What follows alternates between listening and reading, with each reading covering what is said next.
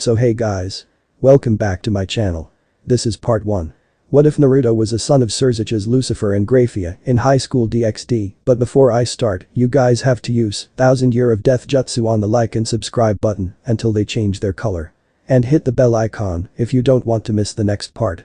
Now, let's start the story. Chapter 1. A mysterious magician. Naruto, I'm done with my shift, I've gotta get home, so I'll leave you to lock up, okay?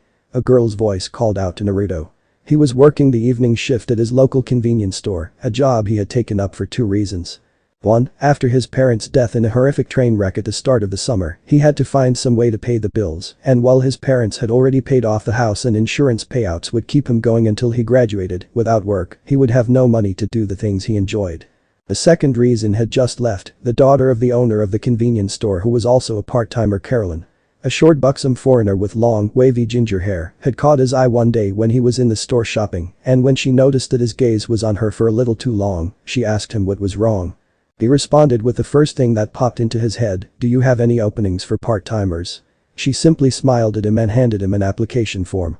1 week later he was the one behind the counter and has been there for most of his last summer vacation before high school. Before his parents died, they had encouraged him to try and get into Kuo Academy, a prestigious institution that until this coming year had been a girls-only school. He had been studying hard and the entrance exam was held last month. He was due to get his results any day now. He and his 2 friends, Mitsuda and Motohama, had agreed to try and get in together.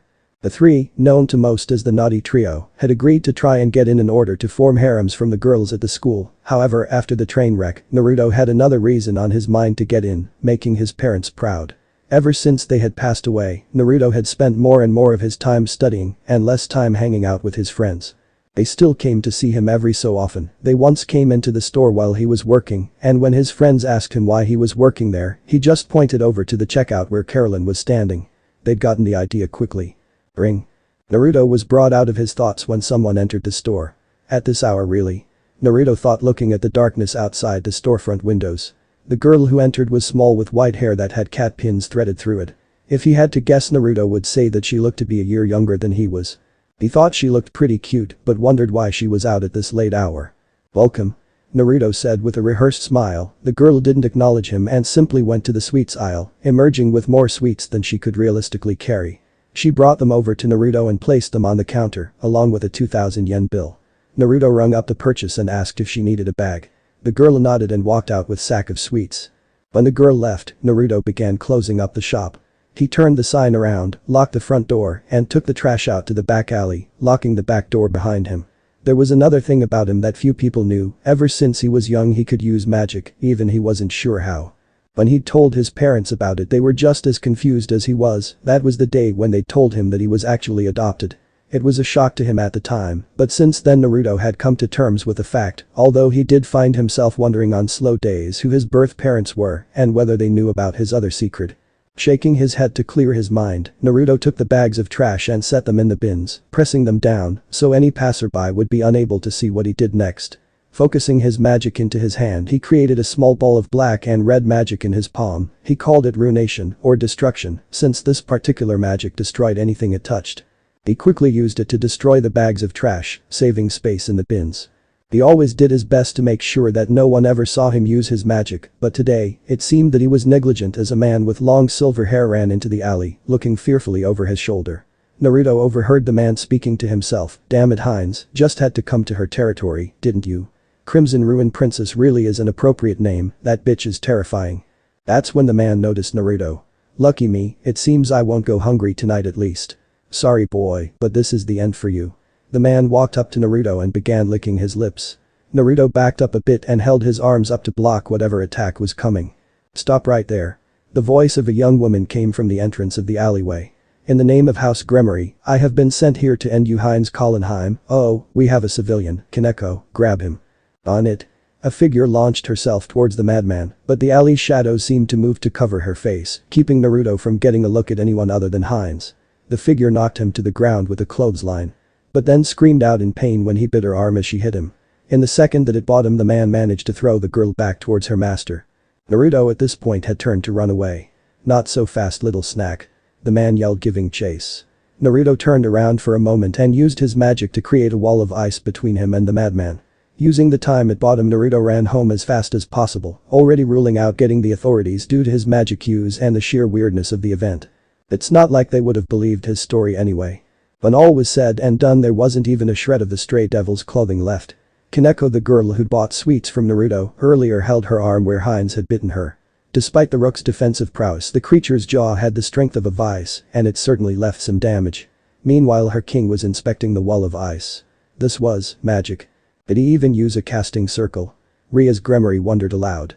Like the other members of her peerage, they'd been able to get a clear look at the boy, although they'd used magic to conceal their appearance. She was wondering who the boy was and if he was a threat. If so, she may need to take action.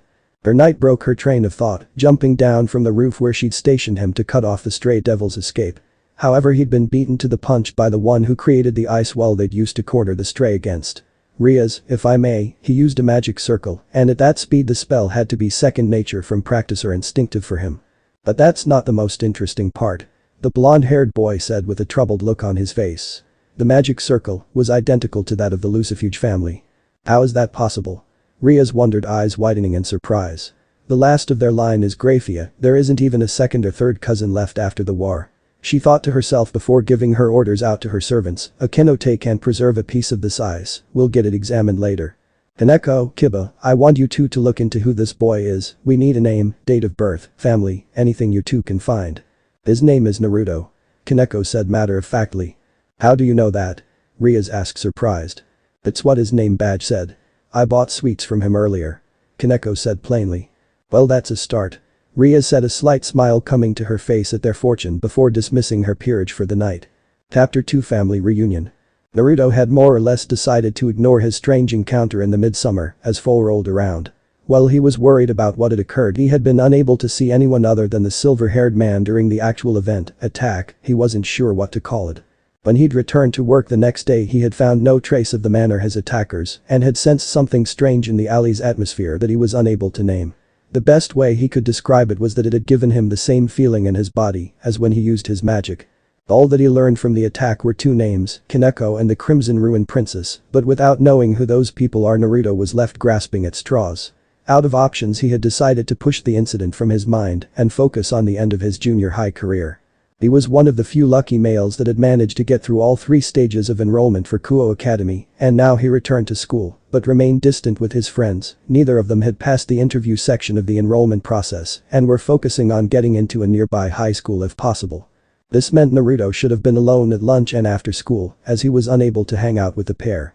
Well, he was supposed to be alone, but as soon as school had started up again, there was a new transfer student, a boy by the name of Udo Kiba, who through looks had half the girls in the school at his feet almost immediately and had gained the other half with his matching personality. He was put into Naruto's class, and Naruto had been expecting to loathe the boy as soon as he met him, but the pair ended up getting along swimmingly. Both of them were going to Kuo Academy next year.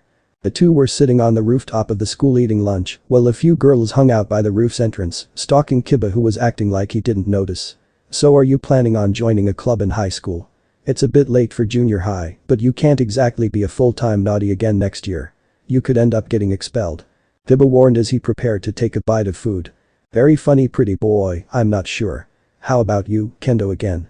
Naruto asked through the mouthful of rice he was in the middle of eating, although his friend was able to understand. Well, Kendo would be nice. I'm interested in the occult research club, apparently the one at Kuo is the best funded in the country. Kiba said, taking the time to swallow before he spoke, something his companion failed to do. Occult research? Didn't have you pinned for a believer in the supernatural? Naruto said, raising an eyebrow, the irony of the statement not lost on him. Didn't have you pinned for a skeptic? Kiba said, looking a little shocked. Well, it's not that I don't believe it, I just never expected you to be into magic, ghosts and all that. Naruto said, hiding his nervousness under a relaxed grin. Unknowns to Naruto, Ria's Gremory had her familiar watching the two from a tree branch nearby. I'm gonna get going, I need to make a stop before heading back to class. Kiba said, getting ready to go. Seeing him stretching, the girls around the roof began to prepare to leave as well. I'll take care of the trash, just leave it with me. Naruto said with a smile. Thanks, man. Kiba said, taking off towards the stairwell in a sprint, the girls chasing after him, although Naruto could tell he was holding back. He cursed the pretty boy under his breath. He'd seen the man run before and knew that he could outpace the girls if he tried even a little. He was deliberately holding back, although for whose sake Naruto wasn't sure. When Naruto was sure that both Kiba and his followers were gone, Naruto picked up a wrapper from the small pile of trash next to him and threw it up in the air. Taking his hand, he made a finger gun and pointed it at the trash. Then casting a spell, a small ball of destruction magic went flying at the trash, disintegrating it instantly. Naruto had a little laugh at it and then took 3 more pieces and did the same thing, hitting the 3 all at once with one ball. Naruto then finished his own food, continuing the little game of his until he had destroyed all of the trash. At that point the bell rang and lunch break ended. Meanwhile, the lunch bell had also rung at Kuo Academy, but first-year president of the Occult Research Club, Ria's Gremory, was too shocked to move. She had just witnessed the boy she and her peerage had been investigating for the past few months not only use her family's hereditary magic, but what's more, he was showing precision and skill with it despite receiving no training of any kind. She didn't have to question her next move for long, calling up her fellow first-year Sona to excuse her from afternoon classes. She headed to the underworld to talk to her family, her queen, Akeno Himejima, coming with her. Maybe her family could shed some light on this mysterious Naruto Haidu. "Mother, father, I need to talk with one of you," Ria said as she entered her family home, servants bowing at her entrance. "I'm sorry, Lady Rias, both the Lord and Lady are out at the moment. I'm guessing since you are missing class it is important," Grayfia said, bowing to the young heiress. "Indeed it is, perhaps you could help me instead," Ria said, recalling what her knight had said about the ice. She had forgotten to get it checked out, being more interested in finding out who the boy was. "Very well, what seems to be the problem?" Grayfia responded, curious at what had brought her sister-in-law to see her. "Could we speak in a private room?" Rias asked. "I don't want anyone overhearing us." "Very well, this way," Grayfia said, leading Rias and Akeno towards another room. When they arrived, Grayfia locked the door as Rias sat down. Akeno moved to stand behind her king. Heading over, Grayfia sat across from the pair. "What problem could be so important that it couldn't wait until after school? You were the one who demanded to go to school in Japan after all, Rias," Grayfia said, letting her servant persona slip a little. "Well, you see, it's about a boy that I encountered during the summer break," Rias started. "You won't get out of your engagement that easily," Grayfia said with a smirk. She hated Riser as much as the next woman, but she also knew that the Gremory family needed the Phoenix family and vice versa. There were no other possible pairings since her and Sirzechs were unwilling to give Milika's future away at such a young age, leaving the two stuck trying to help Rias as much as they could without outright cancelling the marriage and starting a feud between families. "It's nothing like that," Rias protested. "When I first saw him I thought he was just a normal human, but he was being attacked by a stray at the time. I was going to kill the stray, then remove his memories of the incident, but then something happened. Akeno, if you please." At that, her queen placed a piece of ice on the table in front of Grayfia. He began to run in fear and created a wall of ice, using magic. I didn't even see him use a magic circle, he did it so fast, and the wall was big enough to fill the entire alleyway. Kiba was the only one with a proper view and fast enough eyes to catch the magic circle. It was, Rias breathed in, taking a moment to collect her thoughts and prepare for the tirade of questions that surely followed. "It was the same as yours," Rias finished. Grayfia looked shocked. She held her hand over the ice to feel it. She knew the feeling of her own family's magic, and the feel of it shocked her. "Why didn't you contact anyone about this earlier?" she asked, her eyes glistening at the possibility, although she kept it hidden from Rias and Akeno. She knew not to let herself hope, she couldn't let anyone else know until she was certain. She didn't want anyone else to be disappointed in the entirely likely possibility that she was wrong, but she still let hope live inside her for even a brief moment. It had been a long time since she'd last felt it. "I wanted to do more research, see if he was from another faction, or even a magician skilled in illusions attempting to confuse us for some reason," Rias explained. "I had Kaneko follow him when he was working and out of school. I also transferred Kiba into his class to befriend him. The boy is an orphan, and not just that his parents were adoptive. I haven't gotten close enough to check and see if he is a devil for myself, but," Rias took a breath, collecting herself again. "Today I had my familiar watch him during the lunch break and I saw something amazing. This boy possesses the power of destruction, the hereditary magic of the Ball family, I would recognize it anywhere." Rias finished her report and was about to ask her questions, but was interrupted by Grayfia before she could begin. "Lucius," Grayfia said, a few tears sliding down her face. The last detail had solidified her vague hope into a likely possibility. "Pardon?" Rias asked calmly but a little nervous. She had never seen Grayfia cry, not even once. It was unsettling. "That was the name of Milika's older brother. He was taken from us 13 years ago. I had already put him to bed and Sirzechs and I were in a meeting. A rogue fallen angel broke into our home and kidnapped him. Your brother and me were distraught, half the underworld was scrambled hunting for him, even the higher-ups in the Gregory went to search for him, worried that it may lead to war if anything happened. It was Barakiel that got closest to him. Akeno flinched at the name but said nothing. He found the rogue, a grunt named Lanakiel who was desperate for another war. Barakiel took him out of the sky but was unable to find Lucius, and Lanakiel killed himself before he could be brought in for questioning. We were certain that he had died, but if what you are telling me is true, there is a chance that my baby is still alive. Grayfia said, tears in the corner of her eyes as she recounted the tale. So you are saying that this boy could be my nephew? Riaz asked, a little shocked at the story. I don't want to hope, but if he has both the power of destruction and lucifuge magic, then there is a high chance that he may well be. Grayfia said. Haidu Naruto, that's the name he goes by. If you want I can try and get you a chance to meet him and verify for yourself. Riaz said, standing up. Thank you. Grayfia said, calming herself. And please, do not mention this to anyone else. I wouldn't want to get their hopes up before I know for certain. Understood. Riaz looked down at her watch. Class is already finished for the day.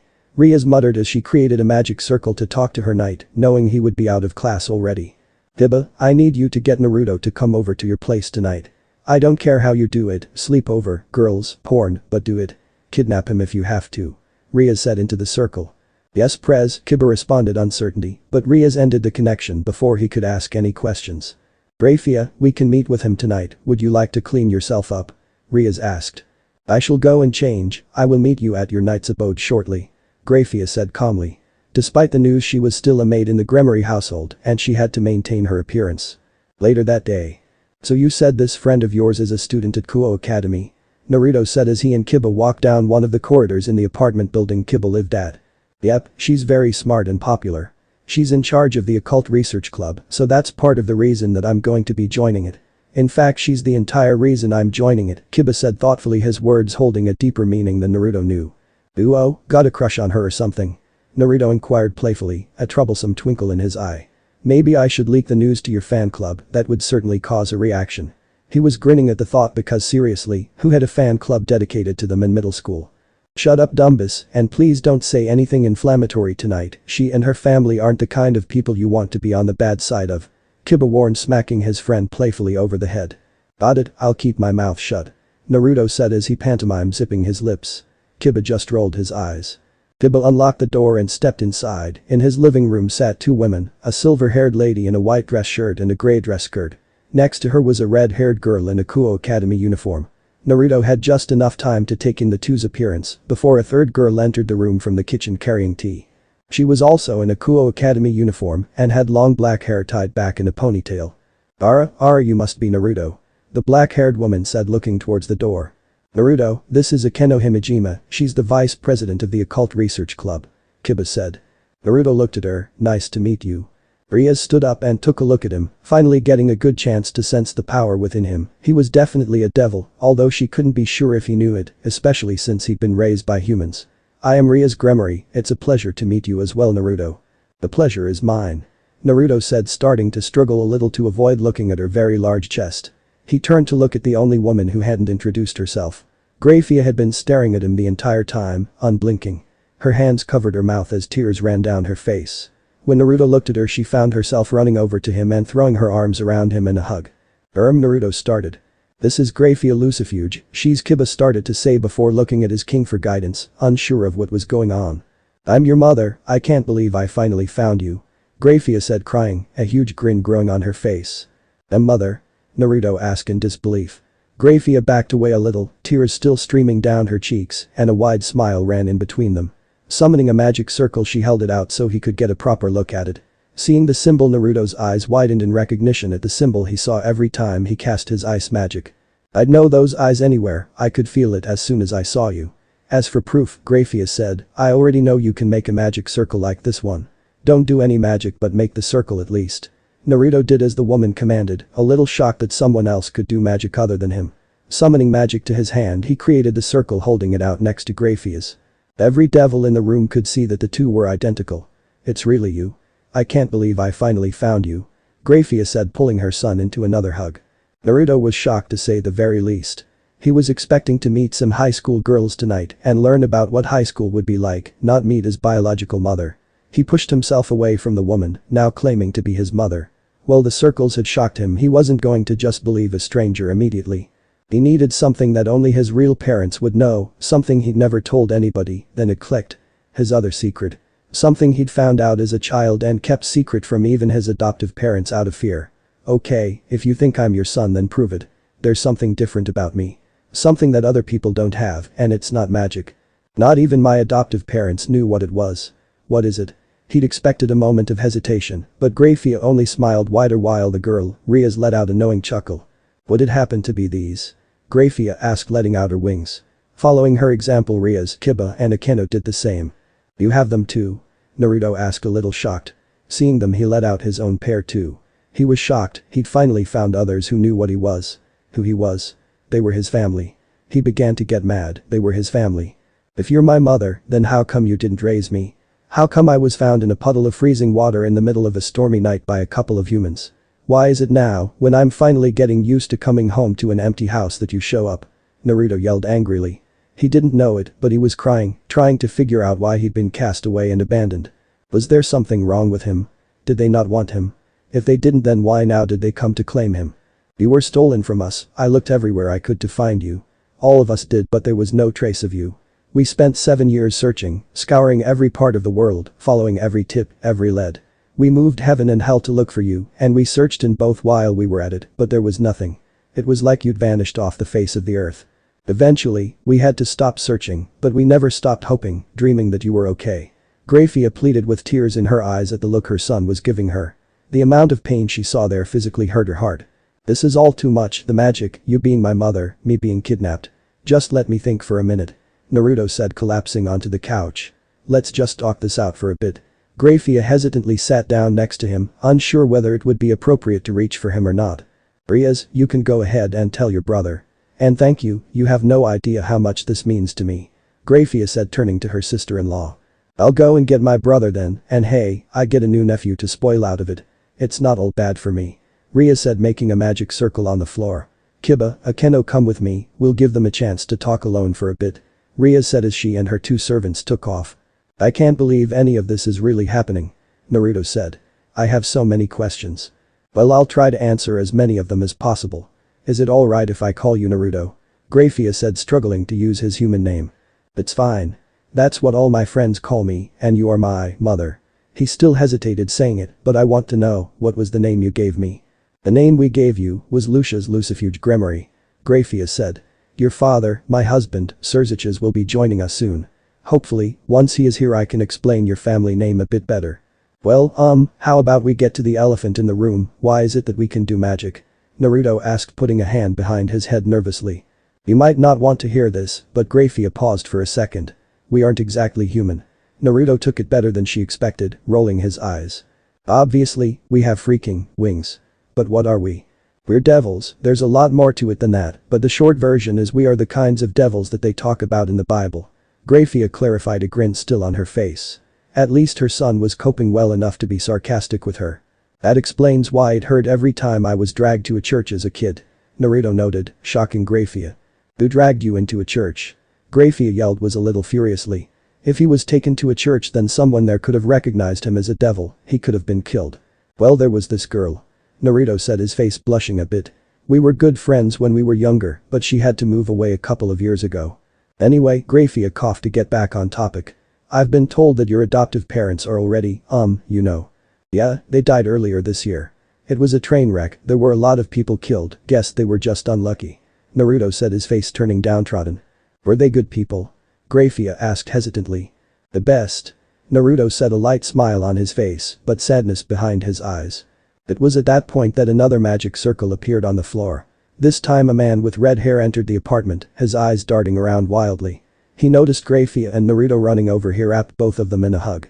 I can't believe it's really you, she found you. The man said, letting go to study Naruto at arm's length, his eyes darting around wildly as he took in every detail.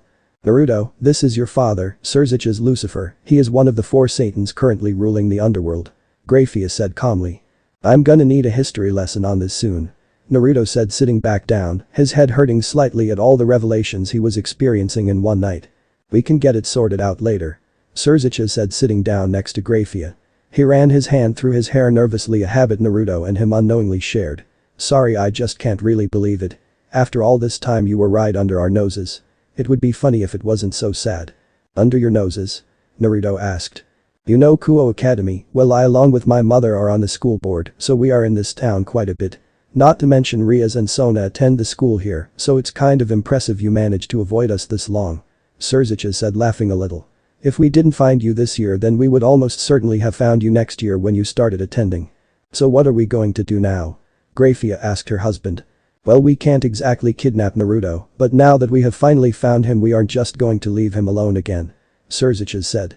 The conversation between the three went well into the night and covered a variety of topics. From what they were going to do next as well as what Naruto had been up to. It was decided that Naruto would continue his life as normal for the most part. He would take the Lucifuge and Gremory names and move Haidu to his middle name, honoring the memory of his adoptive parents. Grayfia agreed that he would need a considerable amount of training and education, and since he was already due to start at Kuo Academy, it was decided that Grayfia would tutor him on the history of devils, the proper way to act as a high-class devil, society, and similar necessary things during the evening. Naruto would continue to live in the Haidu home, although Sirzechs promised to renovate it for him in the near future, but would need to meet with the rest of his family sometime soon.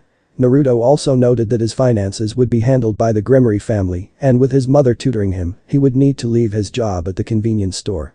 He would miss Carolyn, but with everything going on now he didn't have a lot of brain power left to think of an excuse to give her, so he put off saying anything and just didn't show up again. Chapter 3 Movies and Love Stories. Waking up the day after he met his parents, Naruto was worried that it might have been a dream.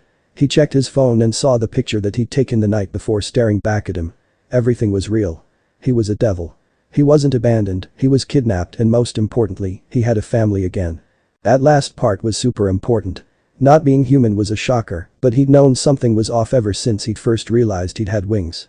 He was still adjusting although it explained a lot as well, he was always a lot stronger than he looked, he was never really tired at night and could even see in the dark. Heck he got a headache every time he went near a temple or church, and the first time he'd said a prayer to the man upstairs was the last one. He went downstairs to the kitchen and fixed himself some breakfast. It was a weekend so he had the day off. Apparently he was going to be brought to meet with the rest of the family later today. Once Grayfia showed up, Naruto greeted her with a hug which caused her to lose her composure for a moment before she launched into her lecture on how to act today. First of all, no wandering eyes, everyone you meet today is family. Second, let us do most of the talking. Finally, don't be afraid to ask questions, you are just being brought into the supernatural world, so ask away. Yes, Mom, Naruto said still struggling with the word although he was trying. But now let's look over what you'll wear today. Issue ended up in smart casual clothes. A simple red t-shirt with black jeans. Grayfia created a magic circle in motion for Naruto to join her. The two teleported to the Gremory mansion and were met by Sirzechs in the main hall. Noticeably absent were the servants who Sirzechs had dismissed before their arrival. Hello, father.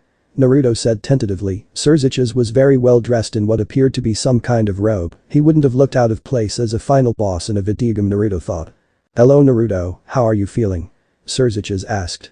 Their conversation was strained at best, neither was quite sure how to act around the other.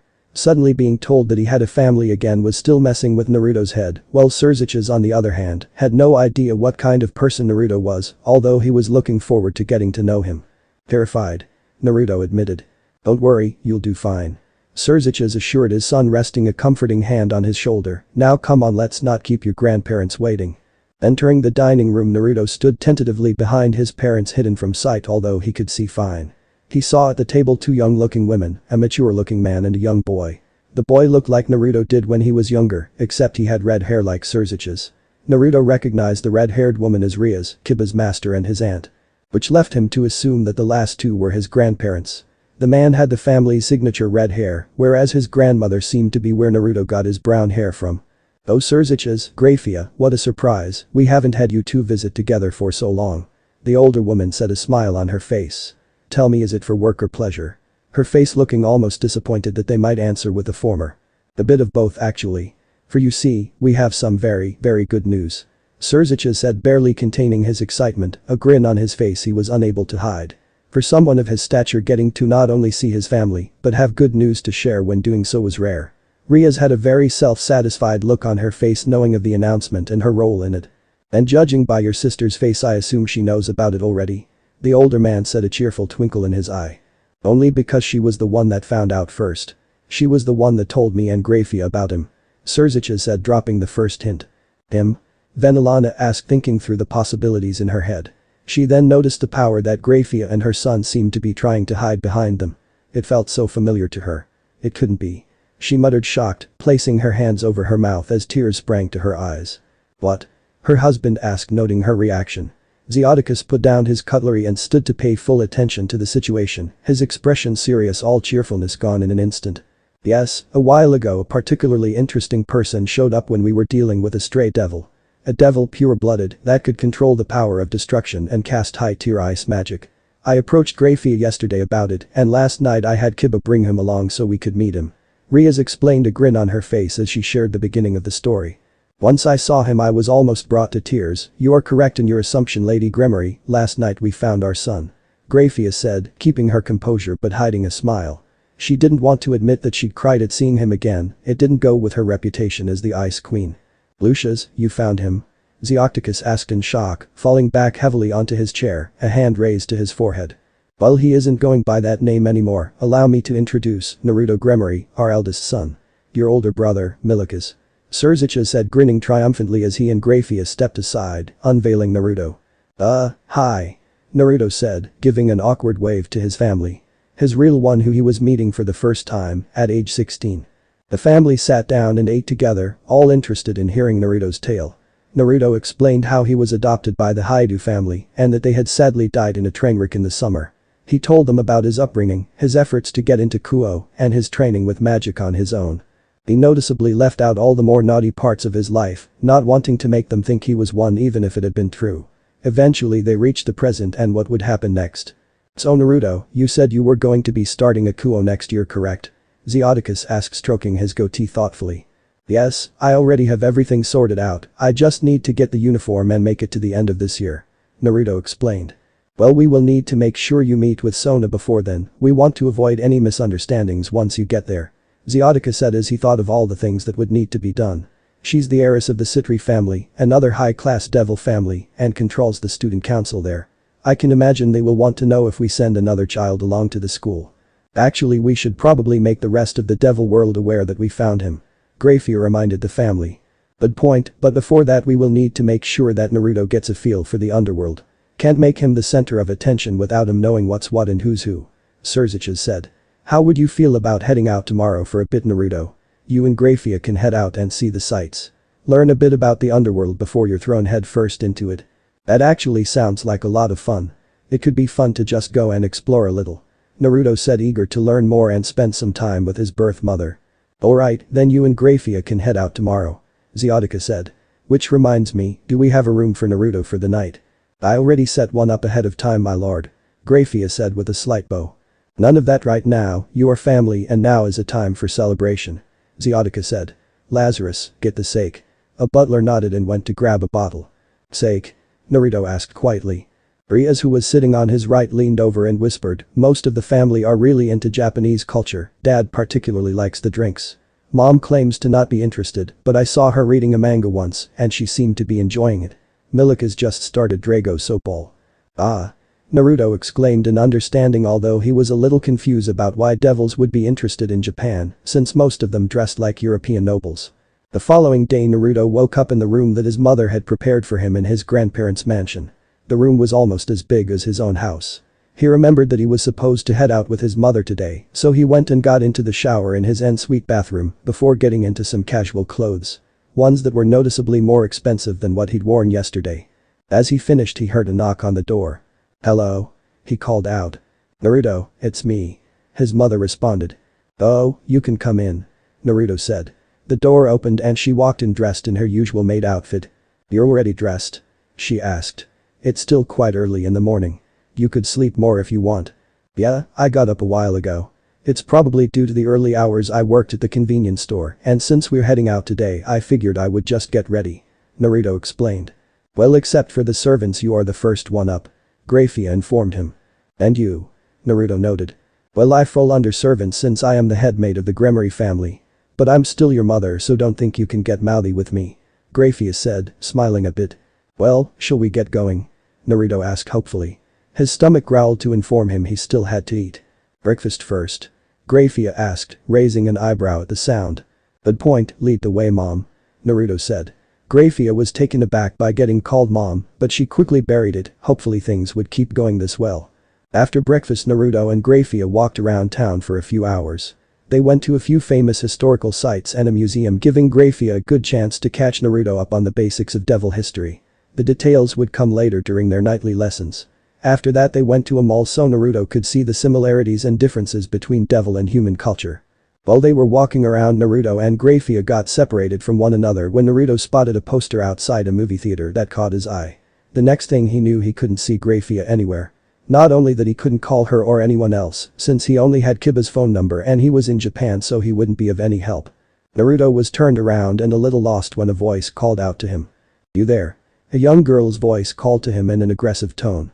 Naruto turned towards the direction of the voice and he saw a girl, about a year younger than him, with blonde hair in the shape of 2 drills going down the side of her head.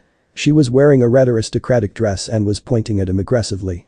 "You are to accompany me," the girl demanded, walking over to Naruto. "Accompany you?" Naruto asked, confused. "Yes," the fool at the desk over there said. "I am too young to see this movie, but if I had someone accompanying me, it would be fine. To meet his demands you will take me to see the movie," the girl said with a smirk at her own genius. "Don't you have any family you can ask?" Naruto said. They are all very busy right now, so I need to see it myself," the girl said with a huff. "Well, what's the movie about?" Naruto asked, unsure.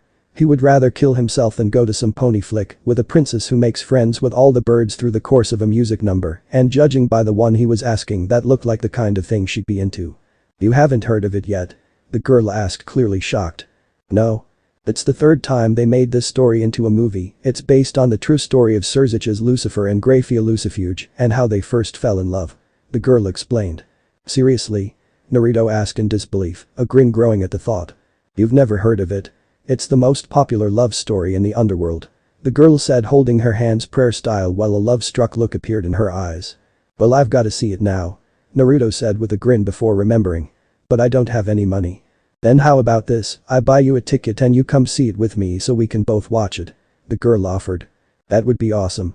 I'm Naruto, by the way," he said, extending a hand towards the girl, careful to avoid saying his last name. "Well then, Naruto-san, I am Ravel Phoenix." The girl, now called Ravel, shook it. After paying, the two entered the theater. As the two were watching the movie, Naruto watched in awe at the magic used to make the actors look identical to their real-life counterparts. "So it's all come down to this Grayfia-chan," Sirzechs said as the two got into battle positions in a destroyed city. "Indeed, Gremory, I must say you have proven to be quite tenacious. No other devil has faced me this many times and lived to tell the tale," Grayfia said as she began creating a magic circle. The two began casting spell after spell as ice spears launched endlessly at Sirzechs, who used his power of destruction to decimate them before they could reach him. "You know, we don't need to fight like this," Sirzechs offered, a troublemaker grin similar to Naruto's on his face. "Of course we do, traitor," Grayfia said, doubling the number of spells she was casting. "You could always just lose and become my wife instead," Sirzechs countered with a smirk, causing his opponent to blush and falter for a moment. Seeing the opening, Sirzechs rushed forward and stole a kiss which the pair sank into as the battle raged in the background. Naruto had to give his father props for both his choice in women as well as the sheer size of his family jewels to be able to do such a thing. Naruto fervently hoped he had inherited his father's abilities. The final scenes consisted of the two working together in order to finish off the old Satan faction and their eventual wedding. After that, the credits began to roll. Naruto looked to his side and guessed from Ravel's grin that she had clearly loved the movie. "So I'm guessing you enjoyed yourself?" Naruto asked as they walked down the aisle. "It was good, but the final fight was better in the original," Ravel said, breaking the movie down for him. "They even stole the line verbatim." "I'll need to watch it sometime," Naruto noted before holding the door for her. "Come on, you ready to leave?" Once the two left the movie theater, it was around dinner time and Naruto decided he should probably look for his mother. He took out his phone but remembered that the only devil whose number he had wouldn't be useful in the current situation. Fortunately, the crowd had died down a bit, so he tried to look for his mom. "What are you doing with my sister?" a loud and angry voice called from behind Naruto. He turned and saw a tall man with blonde hair storming over to him. The loud voice drew attention to them as most onlookers turned to see what was causing the commotion. "Ani-sama, what are you doing here?" Ravel asked. "Looking for you. Mom and Dad said you went out," the man said, grabbing the front of Naruto's shirt. "Who is this worm? Did he lay a hand on you?" "I'm Naruto." Naruto attempted to introduce himself when suddenly a massive flaming orb was thrust in his face. "I didn't ask you, worm," the man said when all of a sudden a freezing chill came over them both. The flame died as the man turned towards the origin of the chill. "There you are, Naruto." A relieved but angry voice came from nearby.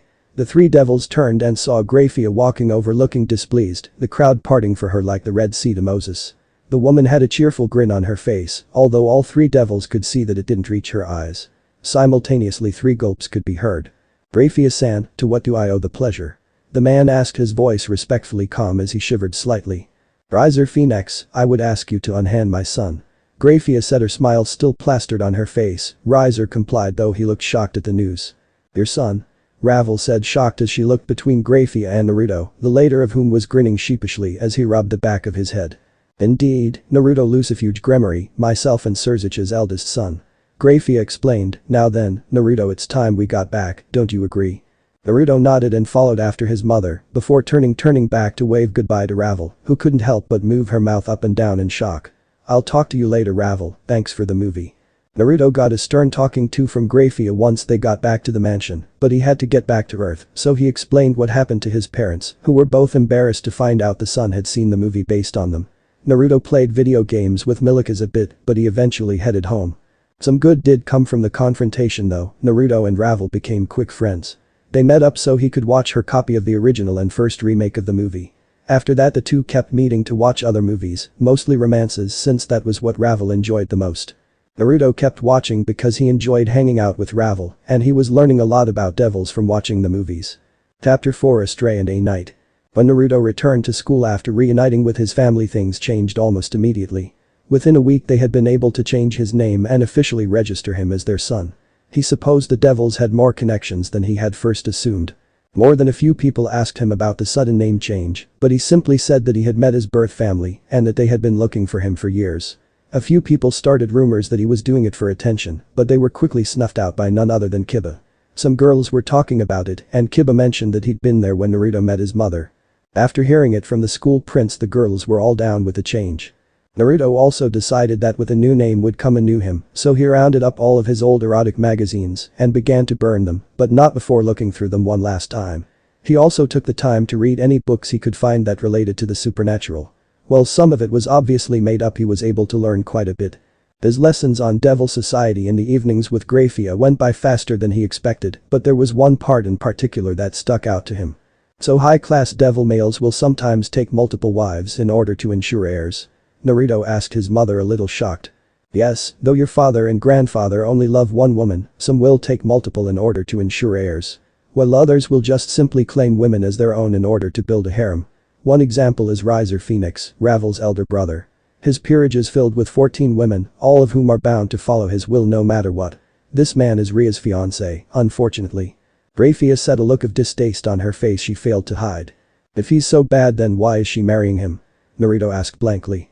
The Grayfia family and the Phoenix families seek to bring their families closer together, and an engagement between two of their children is the best option. Unfortunately, Riser's brother has no interest in taking a second wife, and me and your father refuse to have either you or Milikas be married to someone you don't love. We also don't want to force poor little Ravel into marrying someone she doesn't love, even if we know for a fact you and Milikas are far better than Riser. Isn't there some way that she can get out of it?"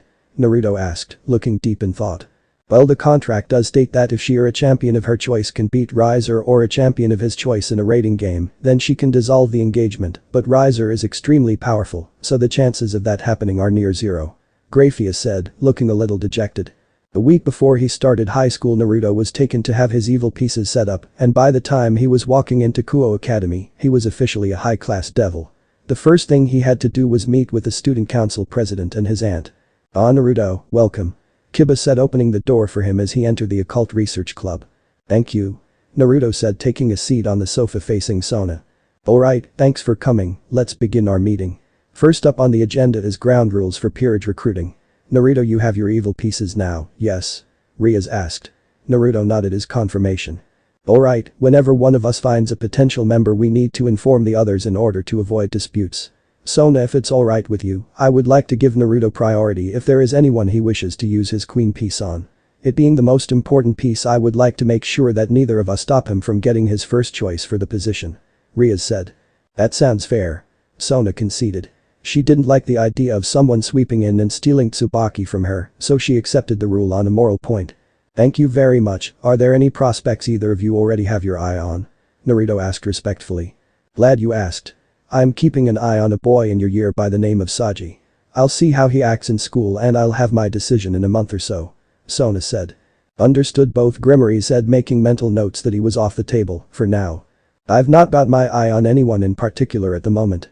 Ria said dejectedly. Naruto shot his aunt a sympathetic grin.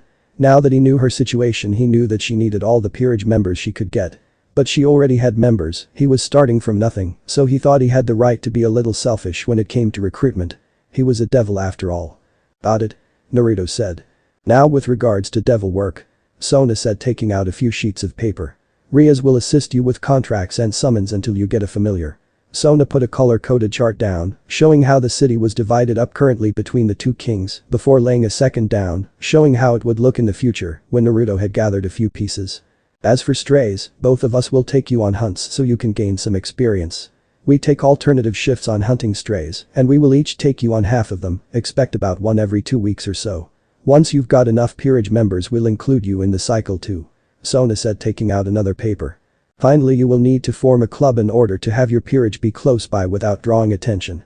Sona handed him a club application form, under activities other was already selected. You don't need to turn it in now, but once you have 2 or more servants it'll probably start to matter. Just bring it to me whenever you're ready. Alright then, I need to get going, but I'll talk to you two later. Naruto said, getting up and heading for the door. Naruto was one of the last ones to get to his classroom, meaning that he didn't get much choice when it came to his seat. There were 2 spots left, one near the window in the back of the room and one in the third row near the door. Naruto decided to head for the window seat since it was closer to where he sat in junior high and was far enough back that he would feel comfortable enough to sneak in a nap if needed. Once Naruto sat down, the last missing student, Kiba, entered. Not that it surprised Naruto much, but the second he entered he could hear almost every girl in the class collectively gasp. What did give him a bit of a surprise was the lack of reaction from the girl adjacent to him. He turned to take a quick look at her, and to his surprise, it was one of his classmates from junior high, Kaori Murayama. She was one of the few girls in junior high who he never noticed focusing on Kiba as much as the rest of the girls in their class. She and Naruto never really got along great, what with him being one of the big 3 naughties in the school, but ever since he stopped hanging around with them, she seemed less intimidating when she looked at him. A part of Naruto wanted to say hi to her, but he figured it would be pushing his luck a little, and he didn't want to start any rumors about himself on the first day. After class, Kiba and Naruto were making their way to their lockers and chatting away. So have you taken notice of anyone yet? Kiba asked. I tried doing that thing my father taught me about sensing potential sacred gears in people. I got a hit, but I'm not sure at the moment. I might ask Riaz about it, maybe she can help me come to a conclusion. Naruto responded. Not a bad idea, I'm pretty sure she would happily help you out if you aren't sure. You need to be careful with your servants, you only have 15 pieces and you only get to use them once. Kiba reminded him as they reached their lockers. Naruto opened his first and a letter dropped out. Wow, someone's. Kiba began taunting Naruto as he opened his locker. To both their shock, at least 30 letters came tumbling out. Damn, that's some impressive work, pretty boy. Naruto said, nudging a stray letter back onto the pile at the pair's feet. Well, at least I'll have an excuse for not responding to all of these, it would be in bad taste for you to ignore yours however. Kiba said, pointing at the letter in Naruto's hand. Go on, I'll tell Prez you'll be along later to talk with her. Kiba said, picking up the letters as he left for the old clubhouse. Naruto, as per the instructions he found inside the letter, was now behind the kendo hall. He was to meet the sender after the club let out, so he assumed that whoever sent it was probably in the club. While he waited, he sat with his back to the wall, quietly playing with his ice magic, making sculptures and models. After about half an hour he gets around to making jewelry with it. He made a few pretty intricate necklaces and eventually made a ring. Marriage, huh? Naruto thought to himself as he looked the piece over. He considered himself lucky that his parents hadn't arranged a political marriage for him like Ria's. He thought back to what his mom had told him earlier, it's not uncommon for devils to have harems, I may end up having multiple wives one day. Naruto thought, a slight naughty smile on his face. Maybe he'd end up living his childhood dream one day, the same dream that made him an outcast. He only had 3 friends after he began saying that out loud, Mitsuda, Motohama and. As Naruto's thoughts moved to his childhood friend, he was dragged back to reality by a shout from nearby. Looks like we caught a naughty trying to peek at the changing rooms. A pink-haired girl in her uniform was standing at the corner of the building looking at him, a training sword over her shoulders. Naruto quickly melted the ice in his hand and stood up. Hello there. Naruto said calmly, putting his hand behind his back to hide any stray ice or water while he held the other out. Don't act coy, I know you were trying to peek at us. Why else would you be here? The woman said. Two more members of the club moved behind her to back her up, much to Naruto's amusement. Wait a second, that's not it at all. I got a letter telling me to meet someone here, so I'm waiting for them to show up. Naruto explained, retracting his hand. You'll forgive me for being skeptical. The girl said, a look of doubt clear on her face. Naruto took the note out from his pocket and walked over to the girls with it outstretched. The pink-haired girl grabbed it out of his hand and opened it up, giving it a quick read. Well, it seems you're not a liar after all. But, are you sure this is real? I mean, it's the first day, what are you expecting? The pink-haired girl said, handing the note back. I'm not sure, I doubt it's a confession or something similar. As you said, it's the first day and I'm no Kiba. But someone wanted me to meet them here and that's what I plan to do. Well, then Gremory, I guess I'll see you around. The pink-haired girl said, leaving with the other two girls. Shortly after the three left, another girl rounded the opposite corner and snuck up behind Naruto. Hello there, hi Gremory. The girl behind Naruto said. He recognized her voice immediately. This was Murayama. He expected it might be her, given that they were meeting at the Kendo club room after the club ended and she was the only girl from junior high that he had met so far. Murayama, hey, were you the one who sent the letter? Naruto asked calmly, turning around to face the brunette. Yes, I was actually, I wanted to know. Murayama was starting to look down a little and she had a slight blush dusting her cheeks. What made you change? Change? Naruto asked, genuinely confused by what she meant.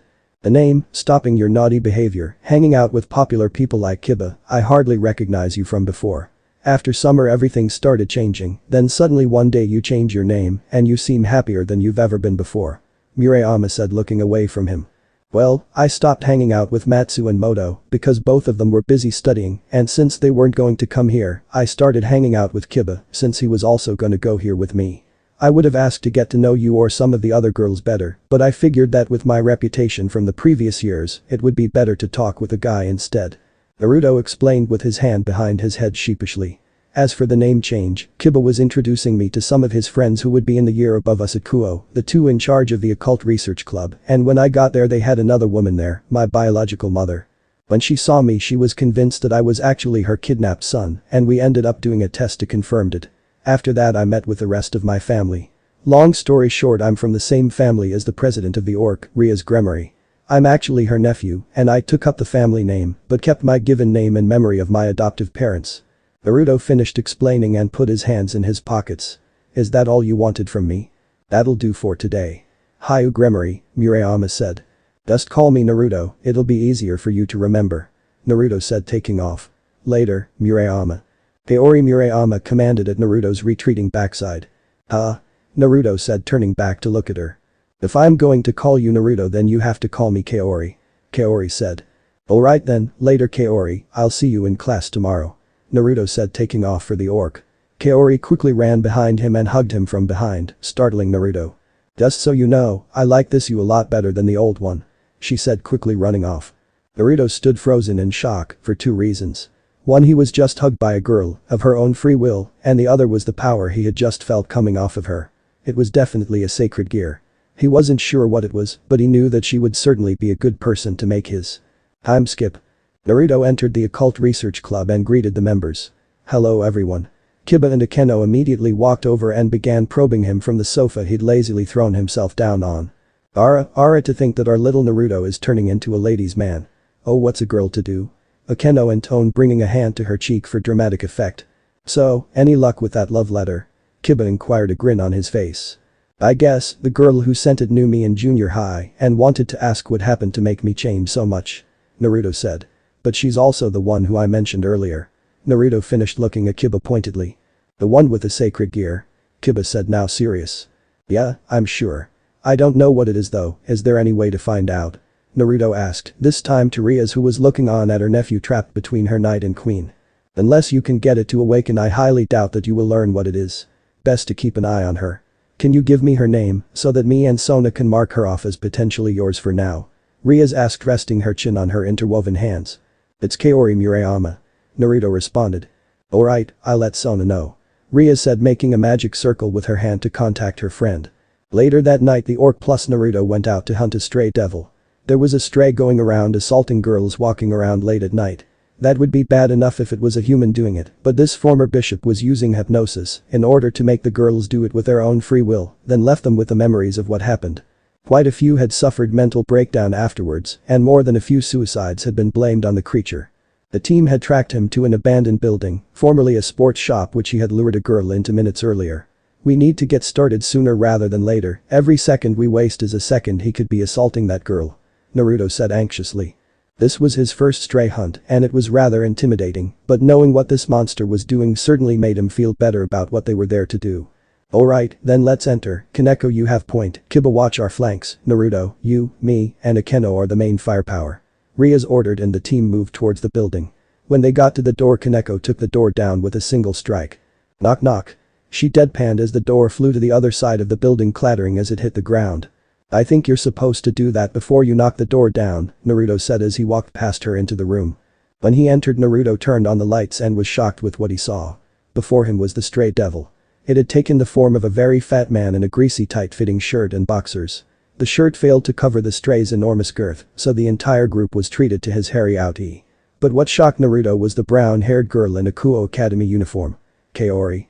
Naruto whispered. This was the girl who'd sat next to him in class, the girl who had hugged him earlier that very same day. The one who he had decided to tell everything to and hope that she would become friends with him, the real him, the devil him. This disgusting stray was standing over her and trying to claim her as his. When Naruto spoke, the devil turned its gaze from Kaori and looked at the group of devils there to kill him. Growling, he retreated into a back corner, leaving Kaori, who turned to face them. There was a yellow glow to her eyes and a blankness to her stare that chilled Naruto to his core. Careful, she's under hypnosis, Kaneko, restrain her. Rias ordered. The small white-haired girl nodded and rushed Naruto's classmate. Kaori drew her shinai and struck Kaneko along the side of her face so fast that it actually left a cut. Kaneko attempted to push her against the wall, but Kaori jumped over the younger girl's head. Kaneko quickly recovered from her collision with the wall and turned to face Kaori again, but found her enemy already attacking her. Kaneko took an extra strike, this time along her arm, and then attempted to strike again, but this time her attack took far longer to hit than before and was easily sidestepped by Kaori. What's going on? She's far too fast for a regular human. Kiba said worriedly. I've got this. Kaneko protested, but she was far more sluggish. She shouldn't be nearly this tired fighting one mind-controlled human. Perhaps it's her sacred gear? Naruto offered. That is a possibility. Is it somehow slowing down Kaneko or speeding her up? Kiba wondered. Naruto shook his head in understanding both. It's draining the speed from Kaneko every time she hits her and giving it to her. Kaneko fell back. Kiba Rias was about to give an order when Naruto ran at the hypnotized girl. I've got this. Naruto said confidently, creating a magic circle underneath Kaori, encasing the girl's shoes in ice, trapping the girl. He then grabbed her shinai mid-strike and sent a small amount of destruction into the blade, breaking it, leaving her trapped and unarmed. Naruto walked back from Kaori and watched her pointlessly try to reach them. That should hold her until we can take down the target, Naruto said. Quick thinking, Naruto, I'm impressed. Rias said. The group walked towards the back of the building and found the stray trying to teleport away, but Akeno's lightning interrupted the circle, breaking it. The stray attempted to move towards the window but found Kiba blocking his way. There is no escape for a runaway like you. For your crimes as well as your actions against the women of this town, Rias Gremory, condemn you to death. She ordered, launching a beam of destruction at the stray. However, as the strike was on its way, Kaori, now barefoot, ran and jumped into its path, taking the hit instead.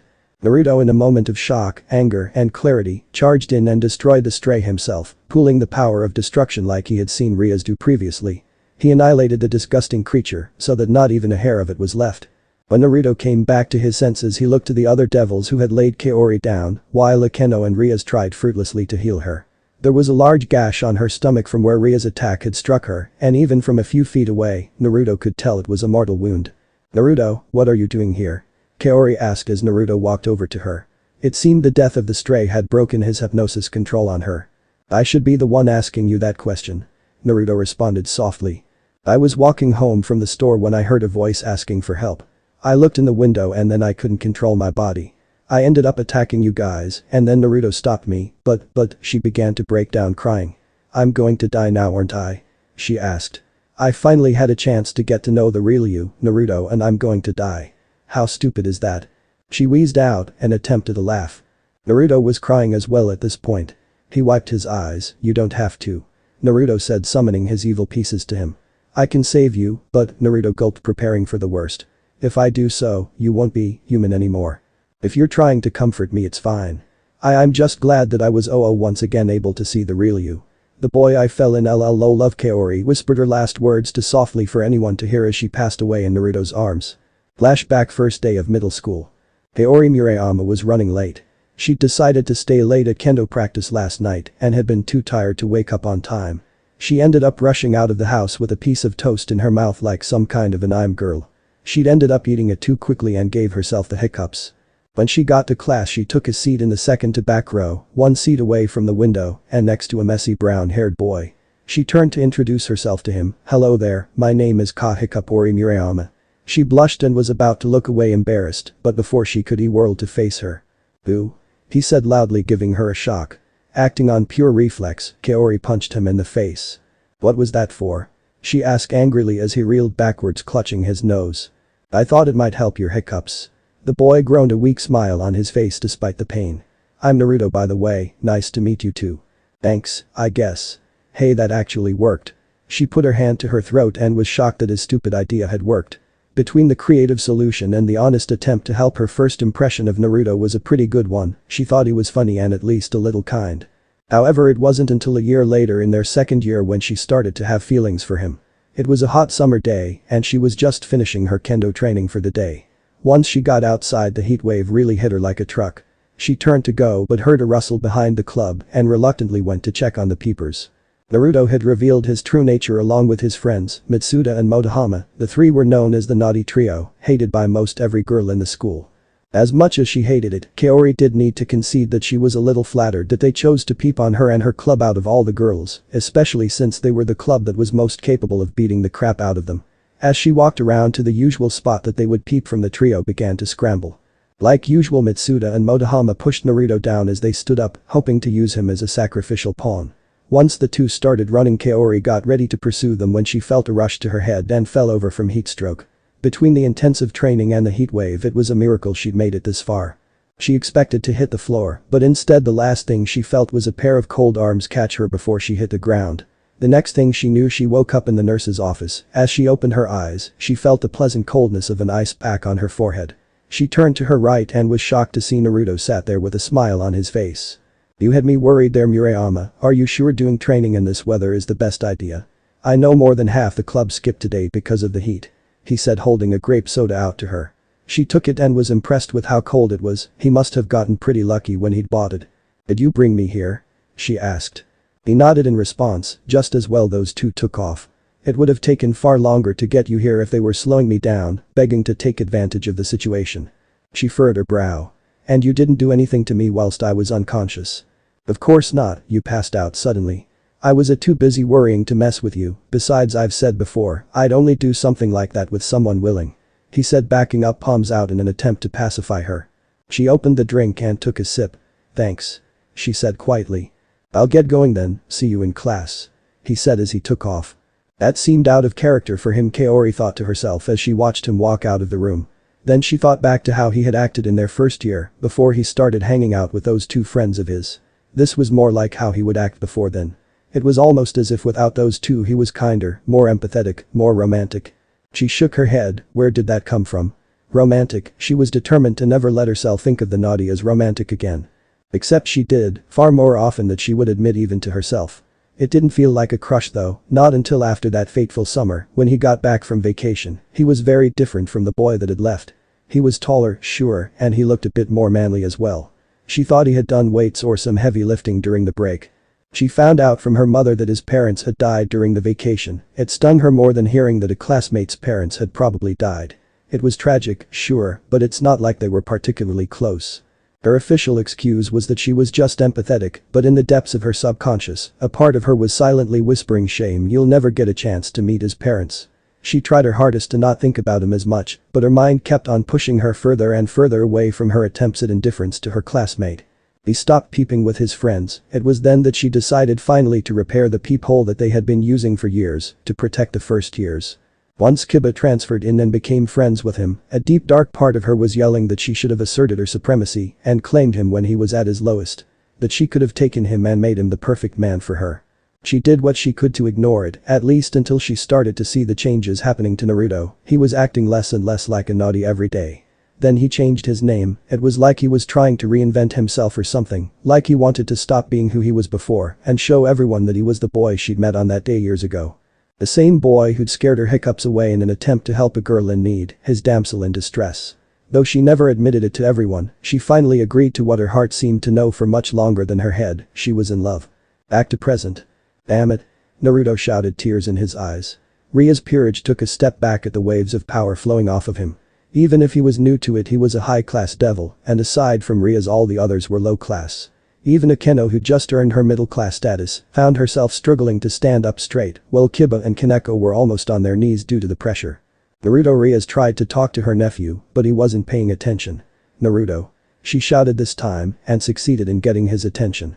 Her knees almost buckled as the pressure was turned towards her. I get that this might not be how you wanted to do things, but the pieces will still work. Even post-mortem you can revive a person as a devil.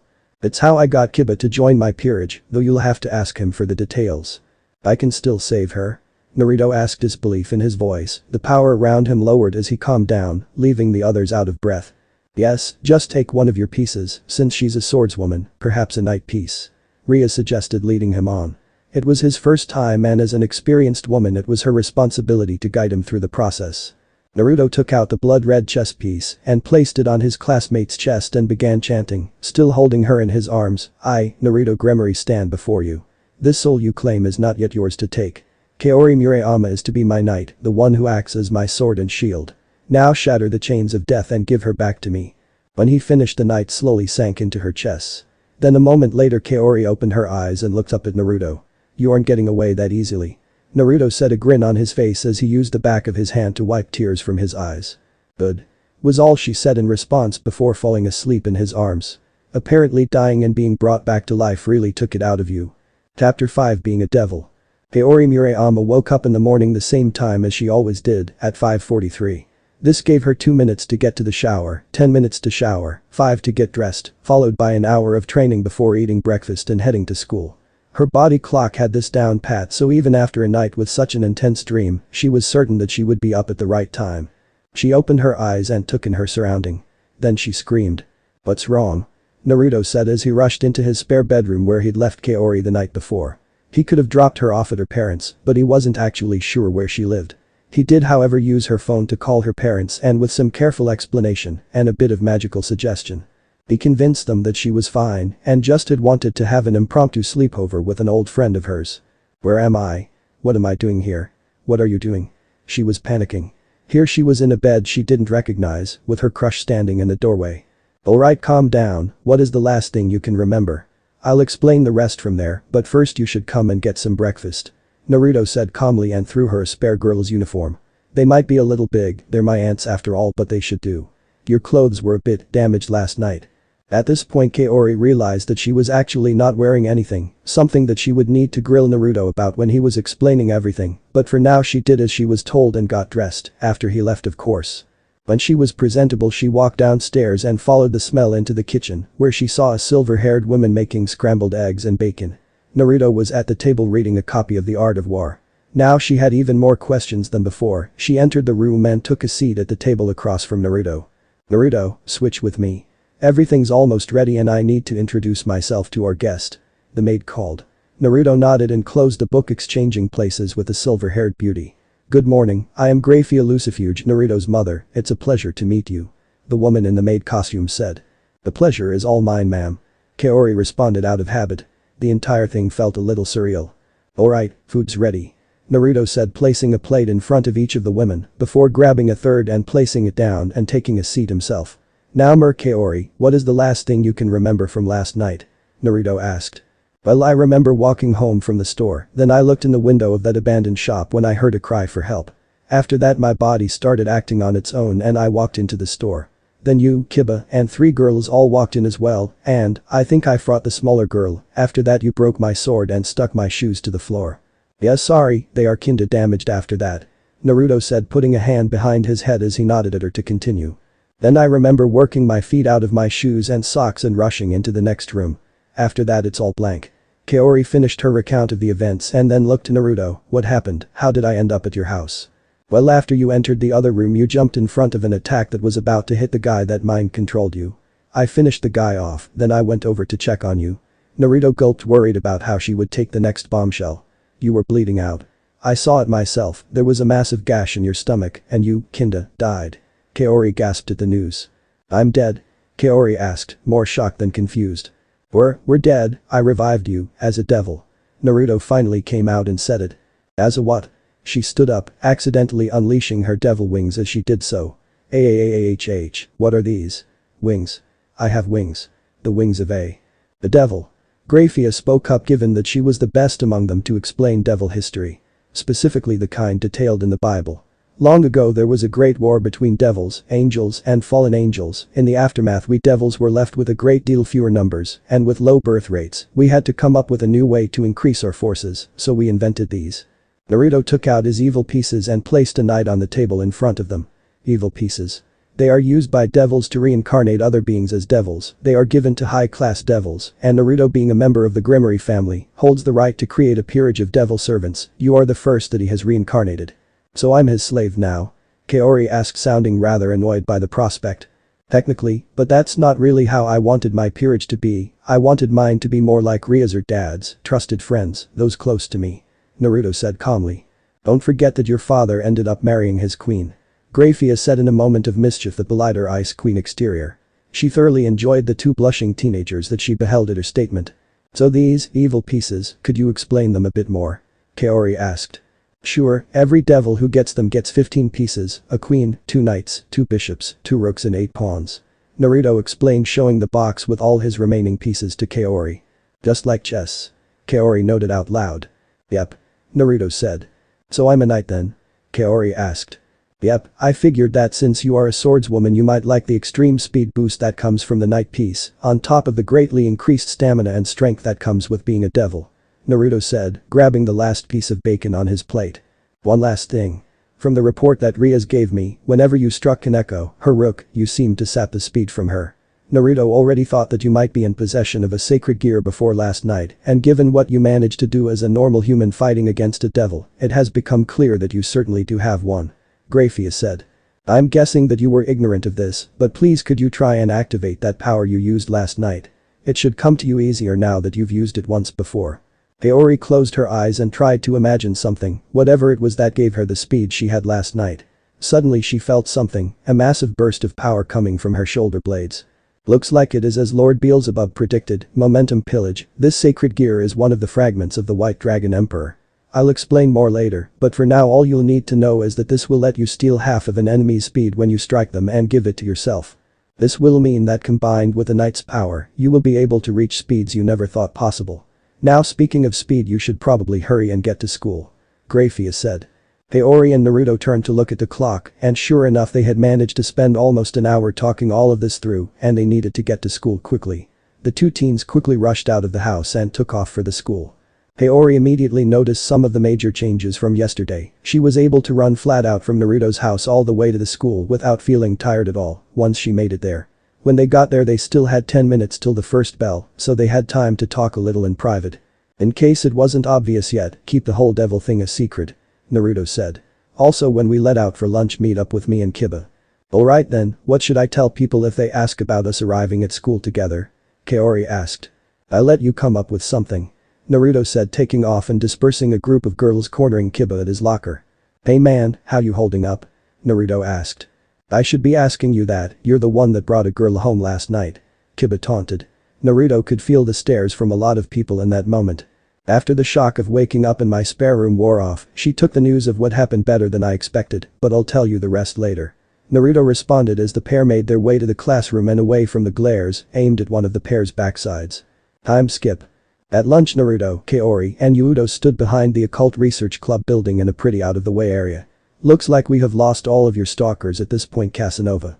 "Alright Kaori, you might have figured it out already, but Kiba here is also a devil, he's the same as you, a former human that was made into a knight." "Seriously, you didn't use some devil magic to make all the girls fall for you, did you?" Kaori asked pointedly. "If I did, that love letter from yesterday would have ended up in my locker instead of Naruto's," Kiba joked, making Kaori blush. "It wasn't anything like that, besides that's not why we are here, Kaori needs a sword." It doesn't need to be permanent, but she needs to having she can use at least temporarily. Naruto said. Right. Kiba said before creating a pair of swords from the ground next to him.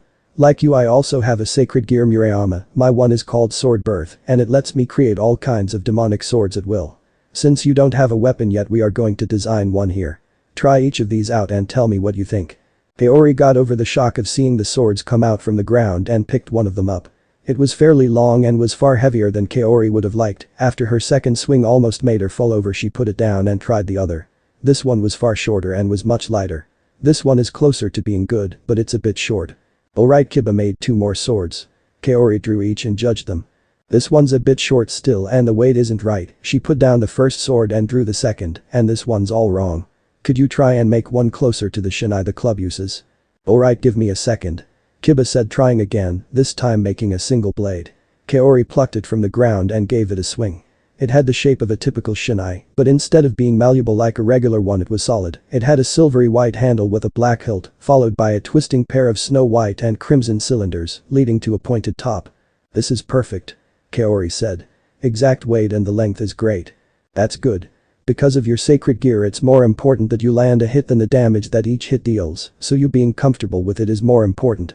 However, hitting the enemy 20 times with a stick won't do much, even if you are stealing half their speed with each strike. Kiba explained, because of this I made it so that you can easily channel magic into the blade and use it to empower your hits. This will make it so that even if the sword isn't sharp, you can still deal a lot of damage with it. Finally, the pointed top is so that if you find yourself needing to deal the killing blow to an enemy, but you don't have any power left, you can still finish off most enemies. Kiba finished. That's great, now all it needs is a name. Kaori said.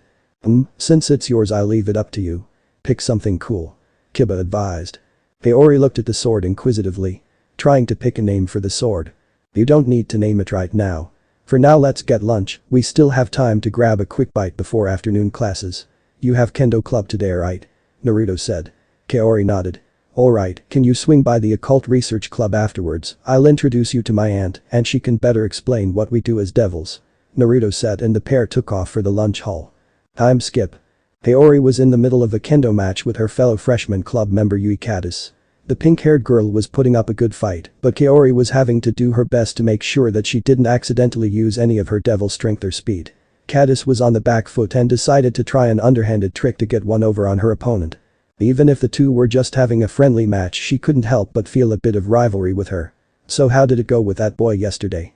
Kaori blushed deeply at this, but managed to block the incoming attack. What are you talking about? Kaori attempted to play dumb in hopes that she wouldn't accidentally spill too much.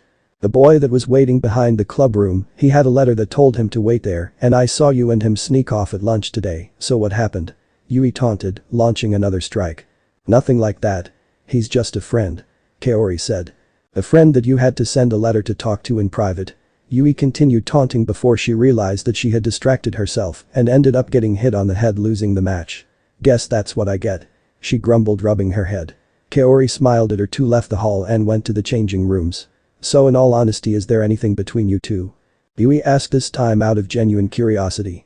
Nothing at the moment, just friends, doing better than junior high at least. Kaori said reluctantly. Junior high, huh? How long have you been into him? Yui asked. Second year in junior high. I got heat stroke after I decided to keep training despite the heat wave. Not my smartest move, but he carried me to the nurse's office and gave me a chill drink, that's what got me interested at least. Cute, that reminds me, I only got his last name yesterday. Yui said. Oh, yeah, he used to be Naruto Haidu, but last year he reconnected with his birth family, and now he's a Gremory. Kaori said. Seriously? Yui sounded shocked. No, if there is any relation to Ria's Gremory, the second year with the red hair that is like an actual princess. He did mention her, something about her being his aunt. His mom did look pretty young as well, so I guess it's not that hard to believe that his aunt is only a year older than him. Kaori said. If he's related to Ria's, then why isn't he already the most popular guy in the school? Yui asked, a little starstruck with Naruto's relation to her idol. Probably because he hangs out with Kiba so much. Blondie casts a shadow that Naruto is more than willing to relax in at the moment. Kaori explained. Give it a month and all the girls who get their hearts broken by Kiba will get over it and try their luck with Naruto. And you'll have him on lockdown by then? Yui asked, flashing her friend a grin. In an ideal world, yes. Kaori admitted with a smile as she prepared to leave. I've gotta go meet up with Naruto, so I'll talk to you later, Yui. At around the same time Yudo and Naruto were chatting away near their lockers. "So have you decided what to call your club yet?" Yudo asked leaning against his locker. "I probably won't need it for a while, so I haven't given it much thought," Naruto said opening his locker. "Ah." He yelped as a razor blade fell out and nicked him on the finger. "Someone's popular," Yudo joked. "Bet you one has twice as many, at least," Naruto said.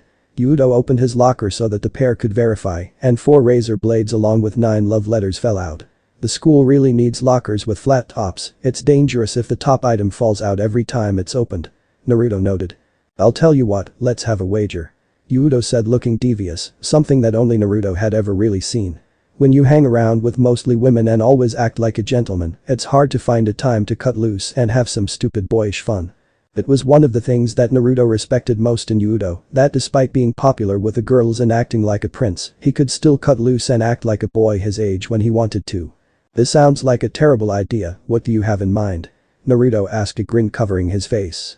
"Whoever gets the most razor blades in their locker by the time you get your next peerage member and start your club wins," Yudo said plainly. "And what are we betting?" Naruto asked intrigued. "If I win, I get to name your club," Yudo said. "And if I win you need to walk into the girls' art club and offer to model nude for them," Naruto replied. "Deal?" Yudo said putting his hand out for Naruto to shake. Naruto grabbed it and the pair shook hands. The pair shared a hearty laugh and they made their way to the old school building picking up Kaori along the way. When the 3 first years arrived at the old school building they entered and went into the main room to meet with the president. "Hey, Prez," Kiba said. "Welcome you 3, I'm glad to see you are doing better than last night Ms. Murayama, I am Ria's Gremory, I'm helping Naruto out with being a devil for a while, so feel free to ask if you have any problems. I am still technically your senpai after all," Ria said with a smile. "Thank you for having me and please call me Kaori, I can imagine we will be seeing each other rather often in the future," Kaori responded. "Very well then Kaori. I trust my knight has sorted you out with a weapon already," Ria said. "Indeed, we got it all sorted at lunch, well everything but the name." "So Murayama, have you got a name for the sword yet?" Yudo asked. "Yep, I'm gonna call it the Shitatsu Koda," Kaori responded. Most of the club burst out laughing at the name, with the exception of Ria's who didn't get the joke and Kaneko who wasn't paying attention. "Collision twig, really? That's great," Naruto said through chuckles. "Anyway you 2 can get started on contracts tonight, I had my familiar hand out some of your circles instead of mine today, so hopefully you will get some requests, I'll make sure that one of my servants comes with you for each request to make sure it goes well," Ria said. At night Naruto and Kaori had their first contracts. Naruto was paired up with Akeno, and Kaori was joined by Kiba. Naruto's request came from a young woman by the name of Momo. When Naruto showed up he was greeted by the pink-haired woman, who was wearing a full Kamen Rider Pinky cosplay. She wanted someone to act out scenes from the show with her, but Naruto hadn't seen the latest season. Grayfia didn't take nights off his lessons, so Naruto had no time to catch up on the show, so they just ended up binging the entire season. Akeno excused herself as the 2 sat down to watch it, reminding Naruto to collect payment when he was done. When all was said and done she gave him the box as payment, claiming that she could just buy another one, then said that they could act out some scenes next time. The retail value of the box set was about 6,000 yen, so Naruto was feeling rather pleased with himself once he teleported back to the old school building. Rias informed him that since he was his own king and he earned the payment himself, he could do with it as he pleased, so Naruto took it home and placed it next to the other Kamen Rider Pinky merchandise he had in his room. That was when Naruto finally saw the marking on the box, it was signed by none other than Momo Mamazono. It was then that everything finally clicked. He knew that the girl who summoned him looked familiar, the costume was identical to the one used in the show. She even sounded identical to her character whenever she repeated a line from the show. Momo was the star of the show that he had just spent the evening binge watching with her. A part of him was kicking himself for not recognizing her, but another smarter part was telling him that it may be for the best that he played it down. If she knew that he was a fan of hers it might scare her off. Meanwhile Kaori and Kiba were summoned by an elderly woman, she was having trouble figuring out how to add her grandson on social media. After they managed to talk her through plugging in the screen to the computer and helping her send the friend request they were paid with a pretty old-looking handbag which Kiba let Kaori keep. When they got back to the Orc Rias commended Kaori on her first contract going well and told her about the stipend she would be getting in the future until Naruto had started a club, at that point the stipend would go to him as Kaori's king. Kaori thanked Rias and made her way home. She checked her phone on the way and saw that she had a message from Yui, she wanted to hang out that weekend. Kaori messaged Naruto and he said that they didn't have anything planned for that day, so she was clear to go. Time skip. It has now been a month since Naruto started at Kuo Academy. Naruto and Kaori had gone on a stray hunt with Sona and her peerage last week, and that thankfully ended with less issues than his first one. However, there was another, far more serious issue about to present itself. Kaori's phone went off as she, Yui, and Naruto were eating lunch. Kiba was off running an errand for Rias today. When she took out her phone, her face went white. Naruto noticed this immediately and stopped what he was doing. "Everything okay, Kaori?" Naruto asked. "Afraid not, seems like my dad got a promotion," Kaori said dejectedly as she put her phone in her pocket. "Isn't that good?" Yui asked confused. "For him, yes. For mom, yes. For me, not so much.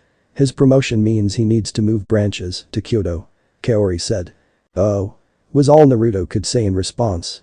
He made a mental note to deal with the issue later. "So you will need to move away?" Yui asked, a hint of sadness in her voice. "Maybe," Kaori responded. "If you leave, want me to take care of your boyfriend for you?" Yui said with a massive grin. "We aren't like that, and for the last time, she doesn't like me like that," Naruto said. Kaori turned and looked away from him in frustration. Boys could be so stupid, sometimes. If she didn't know him better, she would have sworn he was doing it on purpose. At that point the bell rang, interrupting her mental tirade. "I'll talk to you after class, alright Kaori? We'll get this sorted out," Naruto said before the three took off for class. After class, Naruto and Kaori made their way to his home. Naruto had contacted his mother in hopes that she might be able to help them figure out a solution. When he got inside, he was surprised to see not only his mother, but his father and little brother were all present and accounted for. "Hey guys, did I do something wrong?" Naruto asked as he hesitantly entered the living room. "You just assume that when I am here that you are in trouble?" Sirzechs asked. "Am I?" Naruto asked, unsure of the proper response to the question. "No, I was just with your father when I got your message, so we decided to all come and visit you," Grayfia responded. "So what is the issue that's bothering you?" she asked, getting down to business. "Well, Kaori's dad got a promotion, so her family is moving away. Naturally, since she is my knight and a member of my peerage, I think it's a mistake for her to move. I was hoping you could help us come up with a solution," Naruto explained. "Why not just get her to move in with you?" Sirzechs asked, wondering why they hadn't just decided on what, to him, was the most logical solution. "Huh?" Naruto and Kaori said at the same time. "I mean, you have the space, and if the problem is her being alone, then this means you won't need to worry about her as much," Sirzechs explained. "Yeah, because I can just say to my dad, hey, I don't want to move with you guys, so I'm gonna move in with a boy instead," Kaori responded sarcastically. Sirzechs laughed, enjoying the girl's sarcasm. In his line of work, he rarely met people that had a sense of humor, even less willing to show it in front of him. He hoped the rest of his son's peerage was as interesting and amusing as this one. "Leave that to us." Milikus came up to Naruto and tugged on his shirt. "Since I'm here, can we play video games, Iniki?"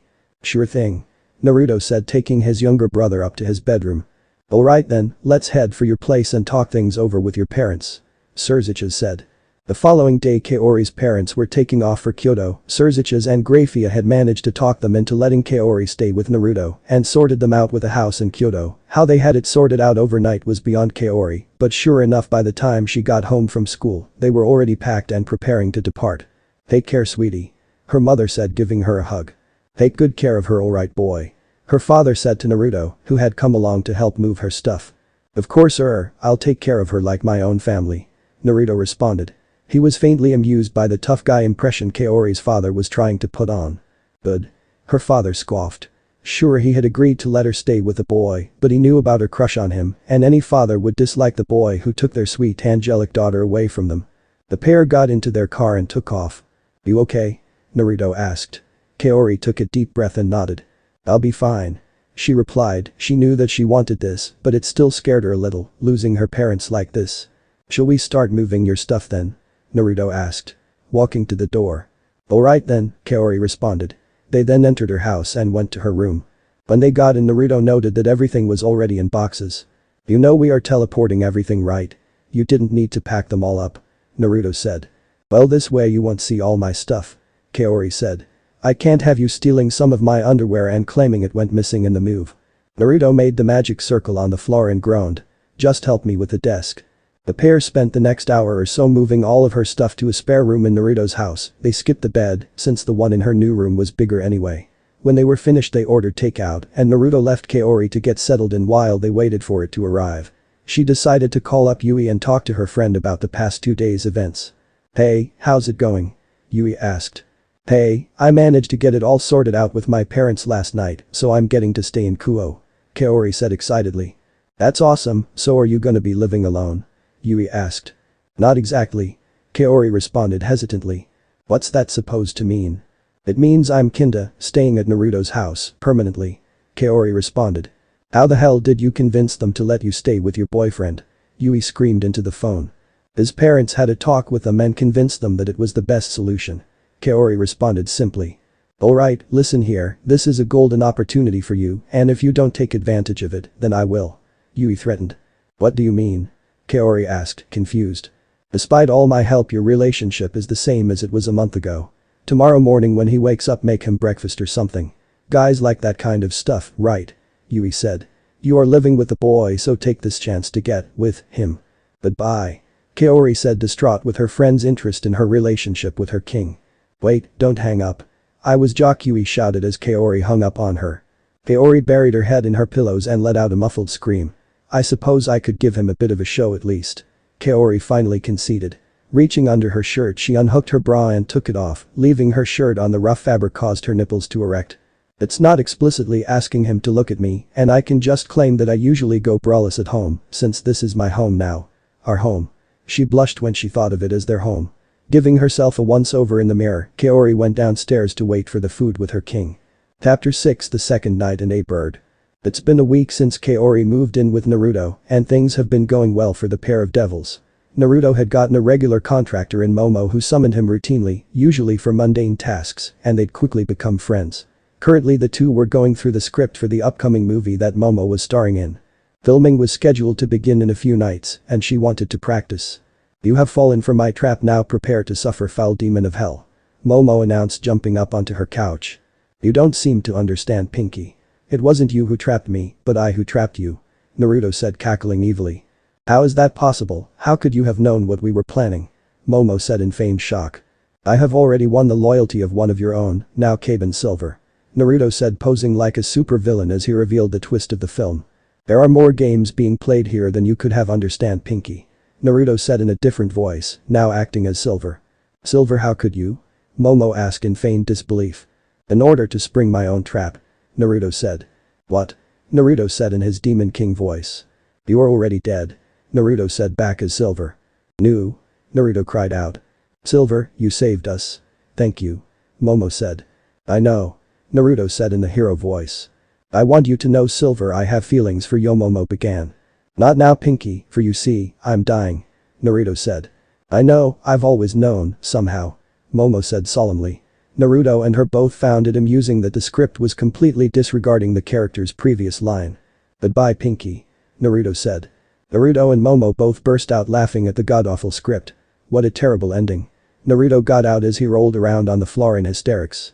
Momo wasn't faring much better as she lay doubled over on the couch. Well, the company can only afford to have the actor playing Silver for the movie, and it would be a pain to keep him on for the next season. Momo explained, sitting back up as she wiped a tear out of her eye. Probably for the best, I doubt he'll be received well by anyone other than teenage fangirls. Naruto said. Well, at the very least it gives the marketing team more merchandise to sell. You can only resell the same face with a new costume so many times. Momo said. I disagree, me and some old friends of mine had like 8 of the same figure of you between us. Naruto said. That's a little pathetic. Momo deadpanned. Ouch.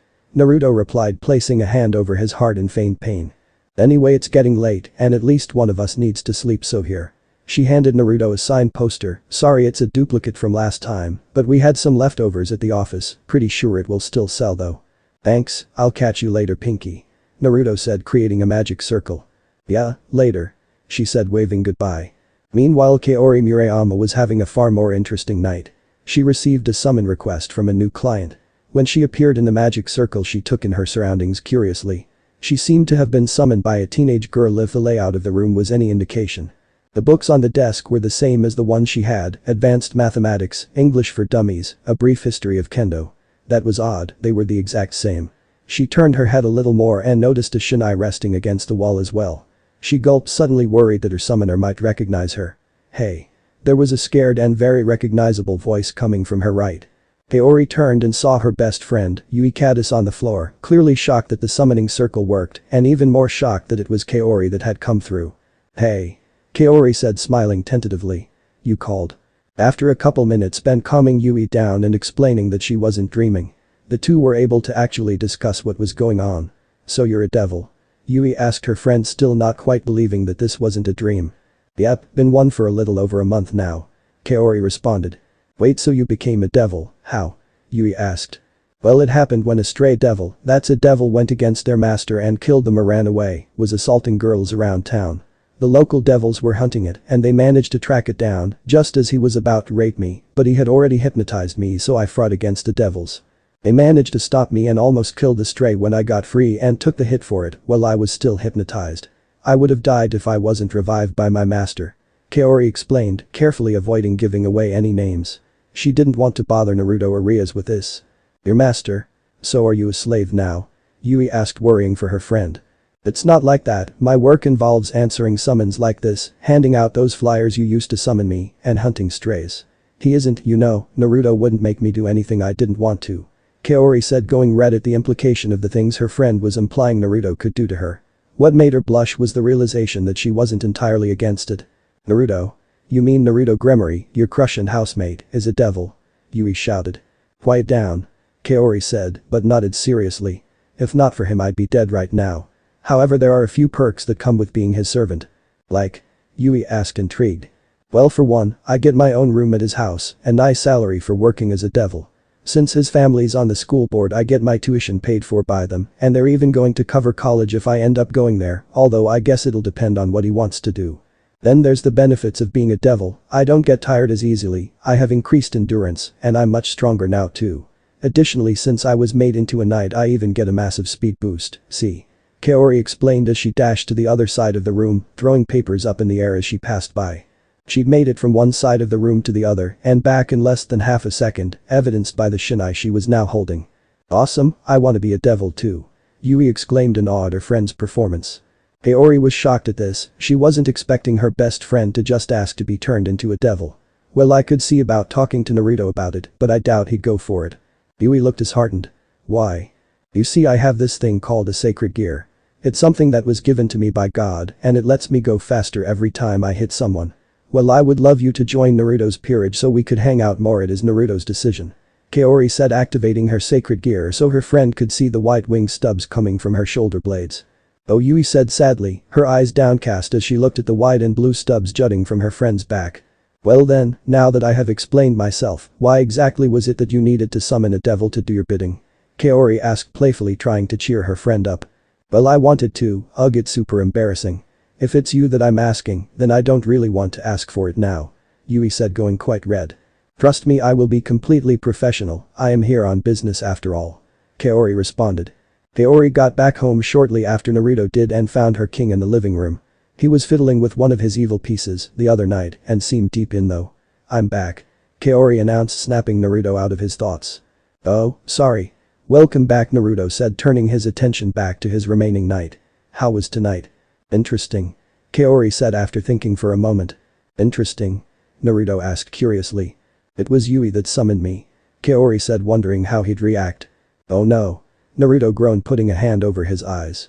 "So what did you do?" "I got a contract," Kaori said, holding up a pillow humorously. "What did she want that was worth a pillow?" Naruto asked, confused. Normally the price paid was related to the service requested. A pillow meant that it was a small request and could have easily been fulfilled by the human if they had so desired. "I'm afraid I'm not at liberty to say, but that wasn't all. She asked if she could become a devil too," Kaori said flatly. "That was something I wanted to talk to you about actually," Naruto said, gesturing for Kaori to sit down. "After I managed to tune out detecting your sacred gear, I tried looking for another one at our school and I was able to pick one up, specifically one coming from Caddis." "Seriously, do you have any idea what it is?" Kaori asked, excited. "We had no idea what yours was until we fought you, so I doubt we will find out anytime soon. Until then, let's see how serious she is about this," Naruto said. The following day, once Naruto and Kaori got back home from school, there was another person already in the house waiting for them. "You are late, mister," a girl a year younger than the pair yelled from the living room door as the two removed their shoes before stepping inside. "Bravo, I told you I have school today," It's fine if you come over early, but don't expect me to be back until 4. Naruto said to Ravel, who was pouting at him. Want me to go and make some tea? Kaori offered as they walked into the house. It's fine, I already made some and some cake. Ravel said as she went and sat down on the sofa facing the large TV. I'll head upstairs to do homework and leave you to be then. Kaori said, taking off up the stairs. So Ravel, what are we watching today? Naruto asked, taking a seat next to the young devil. This one is about a princess who wins over a guy's heart with her cooking. Ravel said, pressing play on the remote. Naruto and Ravel watched the movie together and laughed along at it. Once the movie was over, the two talked for a bit. Ravel, aren't you in your brother's peerage? Do you have the time to come and watch movies with me? Doesn't he have duties to carry out? Naruto asked, genuinely curious about what other peerages did. The only ones he had much experience with was Ria's and Sona's, although his dad had introduced Naruto to the members of his peerage, so he could call upon them if needed. They had been quick to accept Naruto, and were even quicker to respond if Naruto called for them. Naruto knew it came from them blaming themselves for failing to find him when he was abducted, as he was their king's and queen's firstborn son.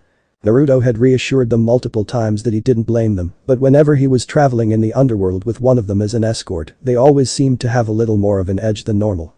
Well, even though I'm technically in his peerage, he doesn't treat me the same as the rest of them. I get to come and go as I please. Ravel explained. What do you mean? What does he do with them that he doesn't with you? Naruto asked. Ravel went red at the question and began to sputter. Well, right now Oni-sama is, well, he is with his peerage. With? Naruto asked, confused. He's well training with them. Ravel said, still beet red, if anything her face had gotten redder. I'm not following. Naruto said, tilting his head to the side, Ravel's insinuation clearly going over his head.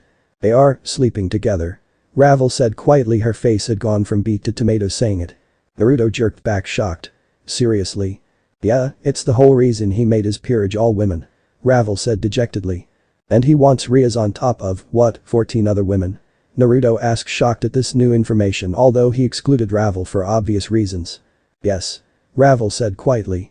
Next time you see him, Naruto said, dripping his hands over Ravel's shoulders so she would look up at him. His expression was deadly serious, and Ravel began to sweat. Was her friend Naruto mad at her Oni-sama for wanting his aunt in addition to his peerage? You tell him to quit hogging.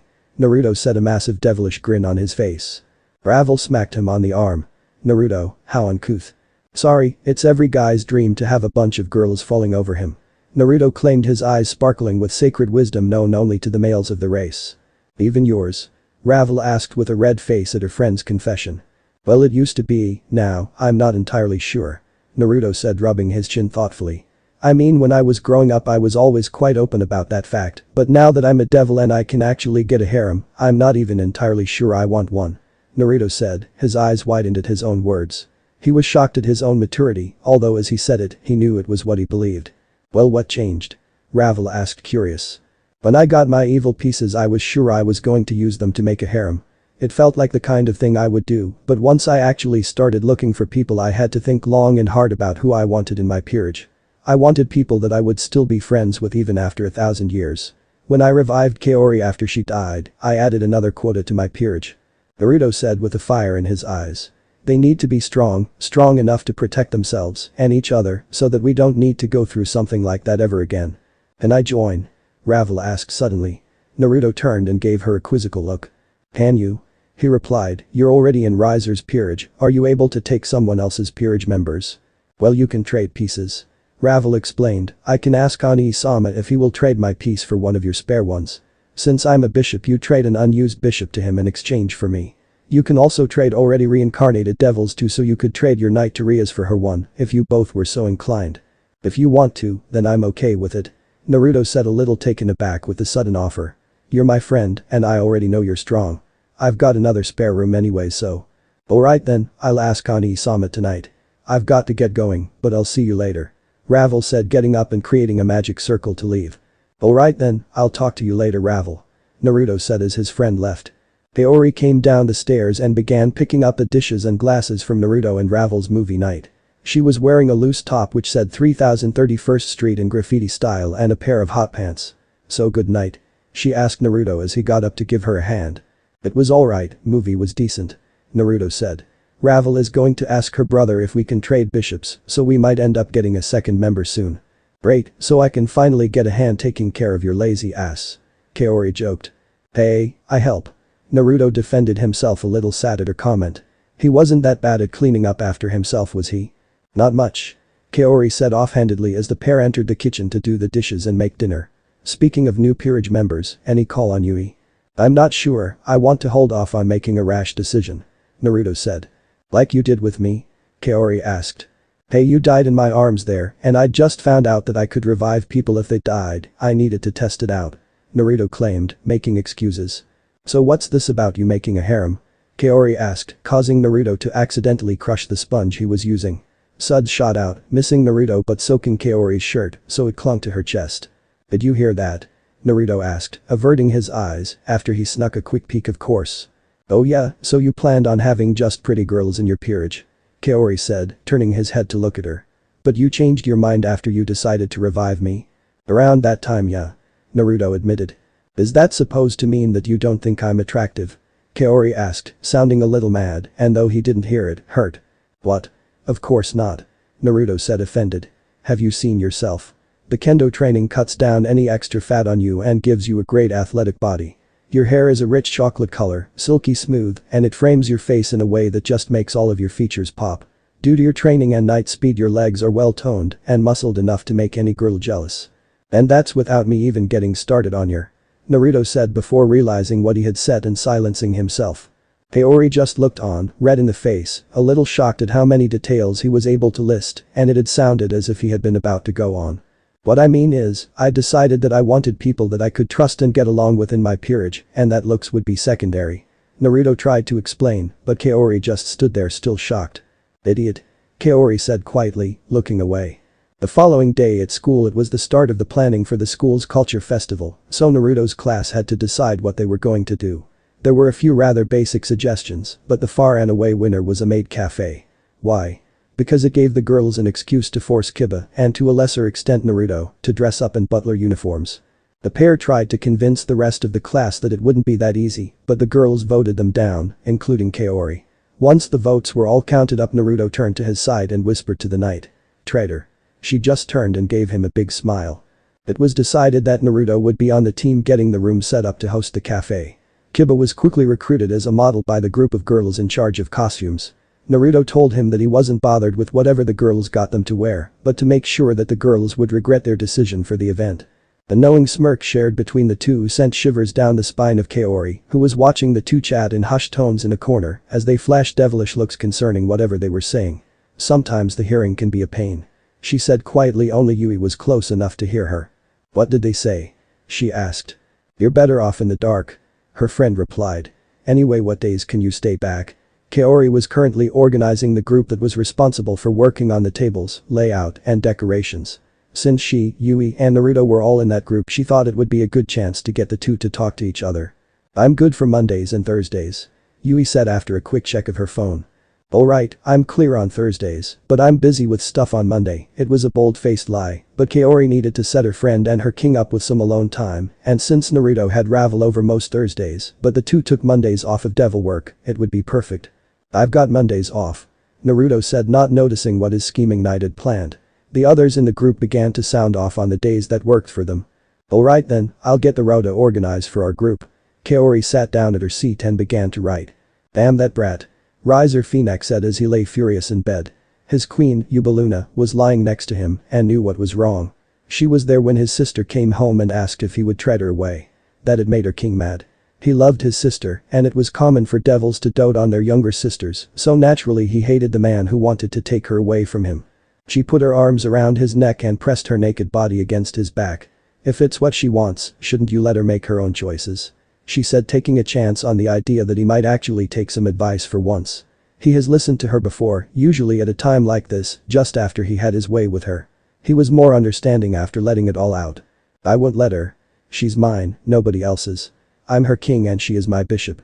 Nobody, and I mean nobody, is taking her away from me. Running off with the first guy she meets, could she be any more of a fool? Riser said angrily. That's what I did. Hell, that's what half the girls in your peerage did. Ubaluna reminded him softly as she stroked his back. She could feel him shaking from pure rage. Yes, but that was with me. I'm different from whoever it is she wants to go to. I'm better. Riser said, missing the look Ubaluna gave him. Why don't we go and meet with the boy? Then you might be able to get something out of him. Maybe even convince him not to go through with it. Yubaluna said soothingly. You can even visit Riaz when you do. I like that idea. Riser said laying back down on the bed as his queen mounted him a grin on both their faces. Alright, with this we can get 43 people in at once. Yui said. That's the most we can realistically get into the classroom comfortably. Naruto said looking around. Unless you used magic. Yui noted. Not so loud. Naruto said putting a hand over her mouth. He quickly removed it, recoiling in disgust at the fact she'd licked his hand. Yui said taking his hand back and wiping the saliva off it. Why would you do that? Habit, done it with friends since kindergarten, Yui explained nonchalantly. And besides no one would believe that you can actually use magic. Naruto's phone went off at that moment. Naruto gave a stern look to Yui before pressing answer. Hey man, what's up? Biba's voice came through over a number of girls' voices speaking excitedly in the background. Hey, Naruto, you mind telling Butchu that I'll be running late, I'm being dragged off to act as a dress-up doll. Yeah, alright man, have fun you damn playboy. Naruto cursed his friend. We're done here, so I was just about to head over. Naruto arrived at the orc to an unfortunate scene. Riser Phoenix sat on one of the sofas with his queen in his arm as he continued to ask Riaz to come and sit on his lap. The sight of it made Naruto feel a little sick. He was even hitting on Kaori, who was standing against the wall, her face expressionless, despite Ravel repeatedly telling him to stop. He disregarded his sister all too swiftly as he stood to meet the young devil that had just entered the room. Riser Phoenix, it's an absolute pleasure to meet you again. Naruto managed to say through gritted teeth, extending a hand. Naruto Gremory, you have a lot of nerve asking for my sister in a trade. Especially for a spare piece. Riser said, shaking it. Everyone else in the room could almost see the force in it as each boy tried to crush the others. After a moment the pair collapsed onto opposing couches facing each other. Kaori moved from the wall to stand behind her king, while Yubaluna sat up straight next to hers. Well, to be fair, Ravel was the one who offered. Naruto stated. You dare contradict me? The elder Phoenix asked, his temper rising. Brother, calm down. Naruto-sama is my friend and a member of the Gremory family. Ravel stated. Friend, that is merely how he is acting now, just wait. As soon as he has your piece he will use you like a toy and then toss you aside. Riser stated, making every girl in the room's stomach turn. I'm nothing like that. Naruto said with a controlled grin on his face. I would never force a woman to do something she doesn't want, unlike a certain someone. The pointed jab was not missed by anyone in the room and you could almost see the steam coming off of Riser. You want my sister, fine. Then fight for it.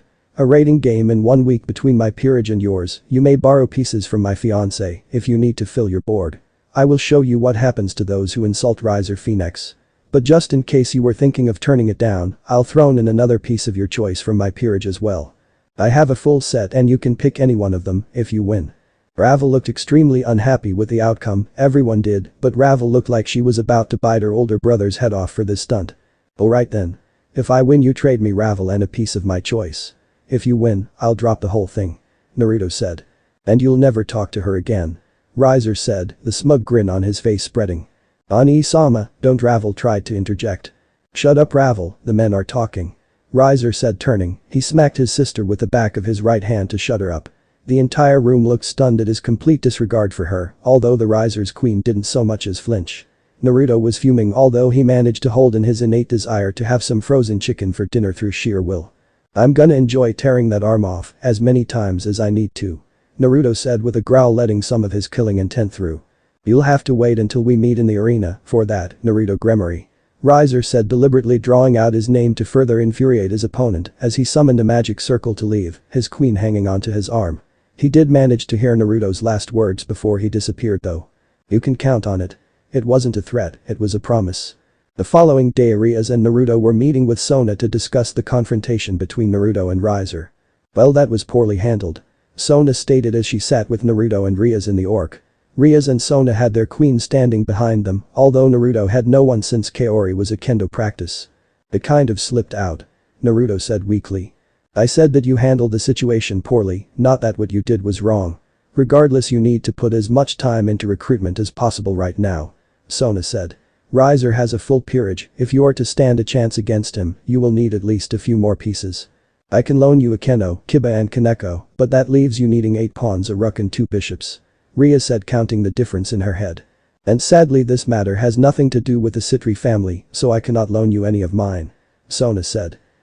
So I'm gonna be outnumbered. Naruto bit his thumb, trying to think. I'll help you strategize a way to win after you've done some training. But first, call your parents. Sona said sternly. If nothing else they can train your group in preparation for the game. I'll get right on. Naruto's text alert went off. One sec. He took a look at it and his face turned dark. Shit, we need to go, now. He said, racing for the door, knocking his chair over in his rush to leave. Sona and Riaz shared a concerned look as he crashed out the doors. Then the pair stood up and rushed after him. Earlier in the kendo club. He was hitting on you, in front of his fiancée, his queen, and his sister. Yep. Jesus, that Riser guy sounds insufferable, and he just straight up slapped his sister like that. Yui asked Kaori as the two got changed in the kendo club's locker room. Yeah, all because she wanted to join Naruto's peerage. She literally just asked if he could trade her to someone else. Ravel stuck around after the meeting and even said that things probably would have gone better if she had another family member trade for her than had them trade her to Naruto. That way she could have avoided Riser altogether. Kaori said. Damn, I want to beat the shit out of this guy myself. Think Naruto will let me join so I can get a swing at him? Yui asked hopefully. Possibly, he wants as many of his own pieces going into this match, and with only me at the moment, he probably won't turn you down. Especially since you have a sacred gear. They were interrupted when they spotted a magic circle in the middle of the changing room. Luckily it was just the two of them left. The others had hurried out worried about peepers. Ravel appeared from the circle anxiously looking around. Oh crap. She said. The crude language was unfitting of a lady like herself, but the fact that another magic circle was appearing behind her served as a reasonable excuse for the language in her opinion. She turned towards Kaori and was shocked to see another girl with her. You two need to get away from here, now. What's going on? Kaori asked. She was answered by the appearance of a very large steel blade appearing out of thin air, followed by the hilt and then the arms up to the one wielding it. Kaori could see a black-haired woman in a white top and red shorts, which displayed ample cleavage. What worried her though was the fact that the woman was pointing the sword at the two girls. My brother sent his knight, Sirzechs, to attack you so that Naruto would need to go into the raiding game alone. He doesn't just want Naruto to lose, he wants an overwhelming victory against a Satan's son and a Gremory at that, Ravel explained standing in front of the two girls protectively. Sirzechs, you are acting without permission in another devil's territory and attacking a member of the peerage of a high-class devil. This could be seen as the acts of a stray. Unlike you, I am merely doing as Riser-sama wishes. The knight said, changing the point of her blade from the two girls to the young blonde. Riser will be punished if he is indeed behind this attack. It is not the stance of the Phoenix clan. Ravel said, she then took on a pleading tone. Can't you see that even if you do this, then Riser will just say you acted without him telling you to. You'll be labeled a stray and killed. Ravel pleaded. Riser-sama would never abandon me. Sirzechs claimed. If you will not get out of the way, Ravel-sama, then I will have to go through you. I will do as Riser-sama commands, he is my king, and I am his knight. So saying she slashed her sword down at the blonde, but her blade was stopped by a sword. Kaori had gotten her bearings and used her sword to catch the strike. Wasn't it me you came here to attack? It's a little insulting that you would ignore me. Kaori smirked, pushing up on her sword to break the stalemate. She reached out and struck, tapping Sirzechs on her arm. Immediately the wing stubs on Kaori's back that constituted momentum pillage glowed and Sirzechs' movement slowed down. Kaori deftly dodged the attack, countering with another strike. And another. Before long the invading knight was slowed to a crawl, her weapon on the floor discarded. You're beaten. Kaori said as the knight continued in vain to try and strike her target. Suddenly another magic circle appeared, once again of the Phoenix clan. This time Riser was the one who stepped out. Sirzechs, why is she still standing? Did I not tell you to break her legs? Riser asked, contempt clear in his voice. Sorry, Riser-sama. Ravel-sama warned her, so I was unable to. Sirzechs started. You mean, they kidnapped Ravel and you came to save her? Riser said with a relaxed smile. What? Kaori yelled. That's a lie, what the hell is wrong with you? She tried to strike him, but he caught the sword with his hand. Kaori drained his speed, but that ended the drain from Sirzechs. She tried to pull back her sword, but Riser was gripping it hard. So hard that it started to give out. The weapon cracked under the pressure and eventually broke into shards. Riser calmly transferred his grin from the sword to Kaori's neck. Kaori. Yui yelled, reaching for her friend who was being choked by Riser. She was promptly smacked away by the brute with the back of his hand. Back off, human. These are devil affairs, Riser warned with a smirk as his hand reached up to Kaori's chest with his free hand. Now let's see how much you like your king after spending some time with Riser. Suddenly a blade cut through Riser's hand, holding Kaori, who dropped to the floor gasping for air. The hand fell to the ground with her, and Riser's now stump burst into flames. His hand regenerated and he looked at the one who'd cut his hand off. Yui looked back at him in disbelief. She gripped the Zweihander she had picked up off the floor tightly and a strange light emitted from her forearms as white medical bandages appeared wrapped around them like cloth armor. Suddenly, despite not moving, Reiser's hand fell off again, cut in the same spot as before. "What have you done?" Reiser shouted angrily that a human of all things had struck him. Angrily he lashed out at her, punching Yui in the stomach. Despite the drop in speed, he was still suffering from momentum pillage. He was still a great deal stronger than his human target, who was thrown across the room and crashed into some lockers, knocking her out cold. During that time Reiser's hand had regenerated again. "Come on, Ravel," Reiser said condescendingly, making a magic circle to get away with. "You wouldn't want me to cause a mess now, would you?" His peerage members followed him and moments later they were gone. Naruto barged into the room a couple of minutes later, followed closely by both Sona and Rias, as well as their queens. They'd come in response to a text from Ravel who'd sent it as soon as she'd gotten a moment alone. Naruto went over to Kaori first. She was unconscious, but coming around, so he went to check on Yui, leaving the others to look after Kaori. Yui lay in front of the lockers on her stomach unmoving. When Naruto looked down, he noticed a bent piece of metal from a locker sticking out of her side. Turning her over, he saw that her eyes were open in the frozen stare of death. He quickly closed them as he summoned his evil pieces. She'd been dead less than 10 minutes, her body had been warm when he touched her, and the wound had not yet clogged. He could still revive her. He'd done the same with Kaori.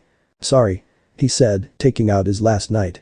"I promised I wouldn't let anything like this happen again, but you had to pay the price for my feud with Reiser. I'll give you a second chance. You already told me you wanted this, but this time, I promise that you won't have to go through something like this again." The knight glowed as he laid it down on the girl's body. "You who wait on the other side, I am Naruto Gremory, and you have no claim to this soul. Yui Caddis is to be my knight, her life is not yours to take. So break the chains of death and give her back to me," Naruto chanted. A magic circle flared around the two, and Yui took a deep breath and started to breathe again. This was part 1.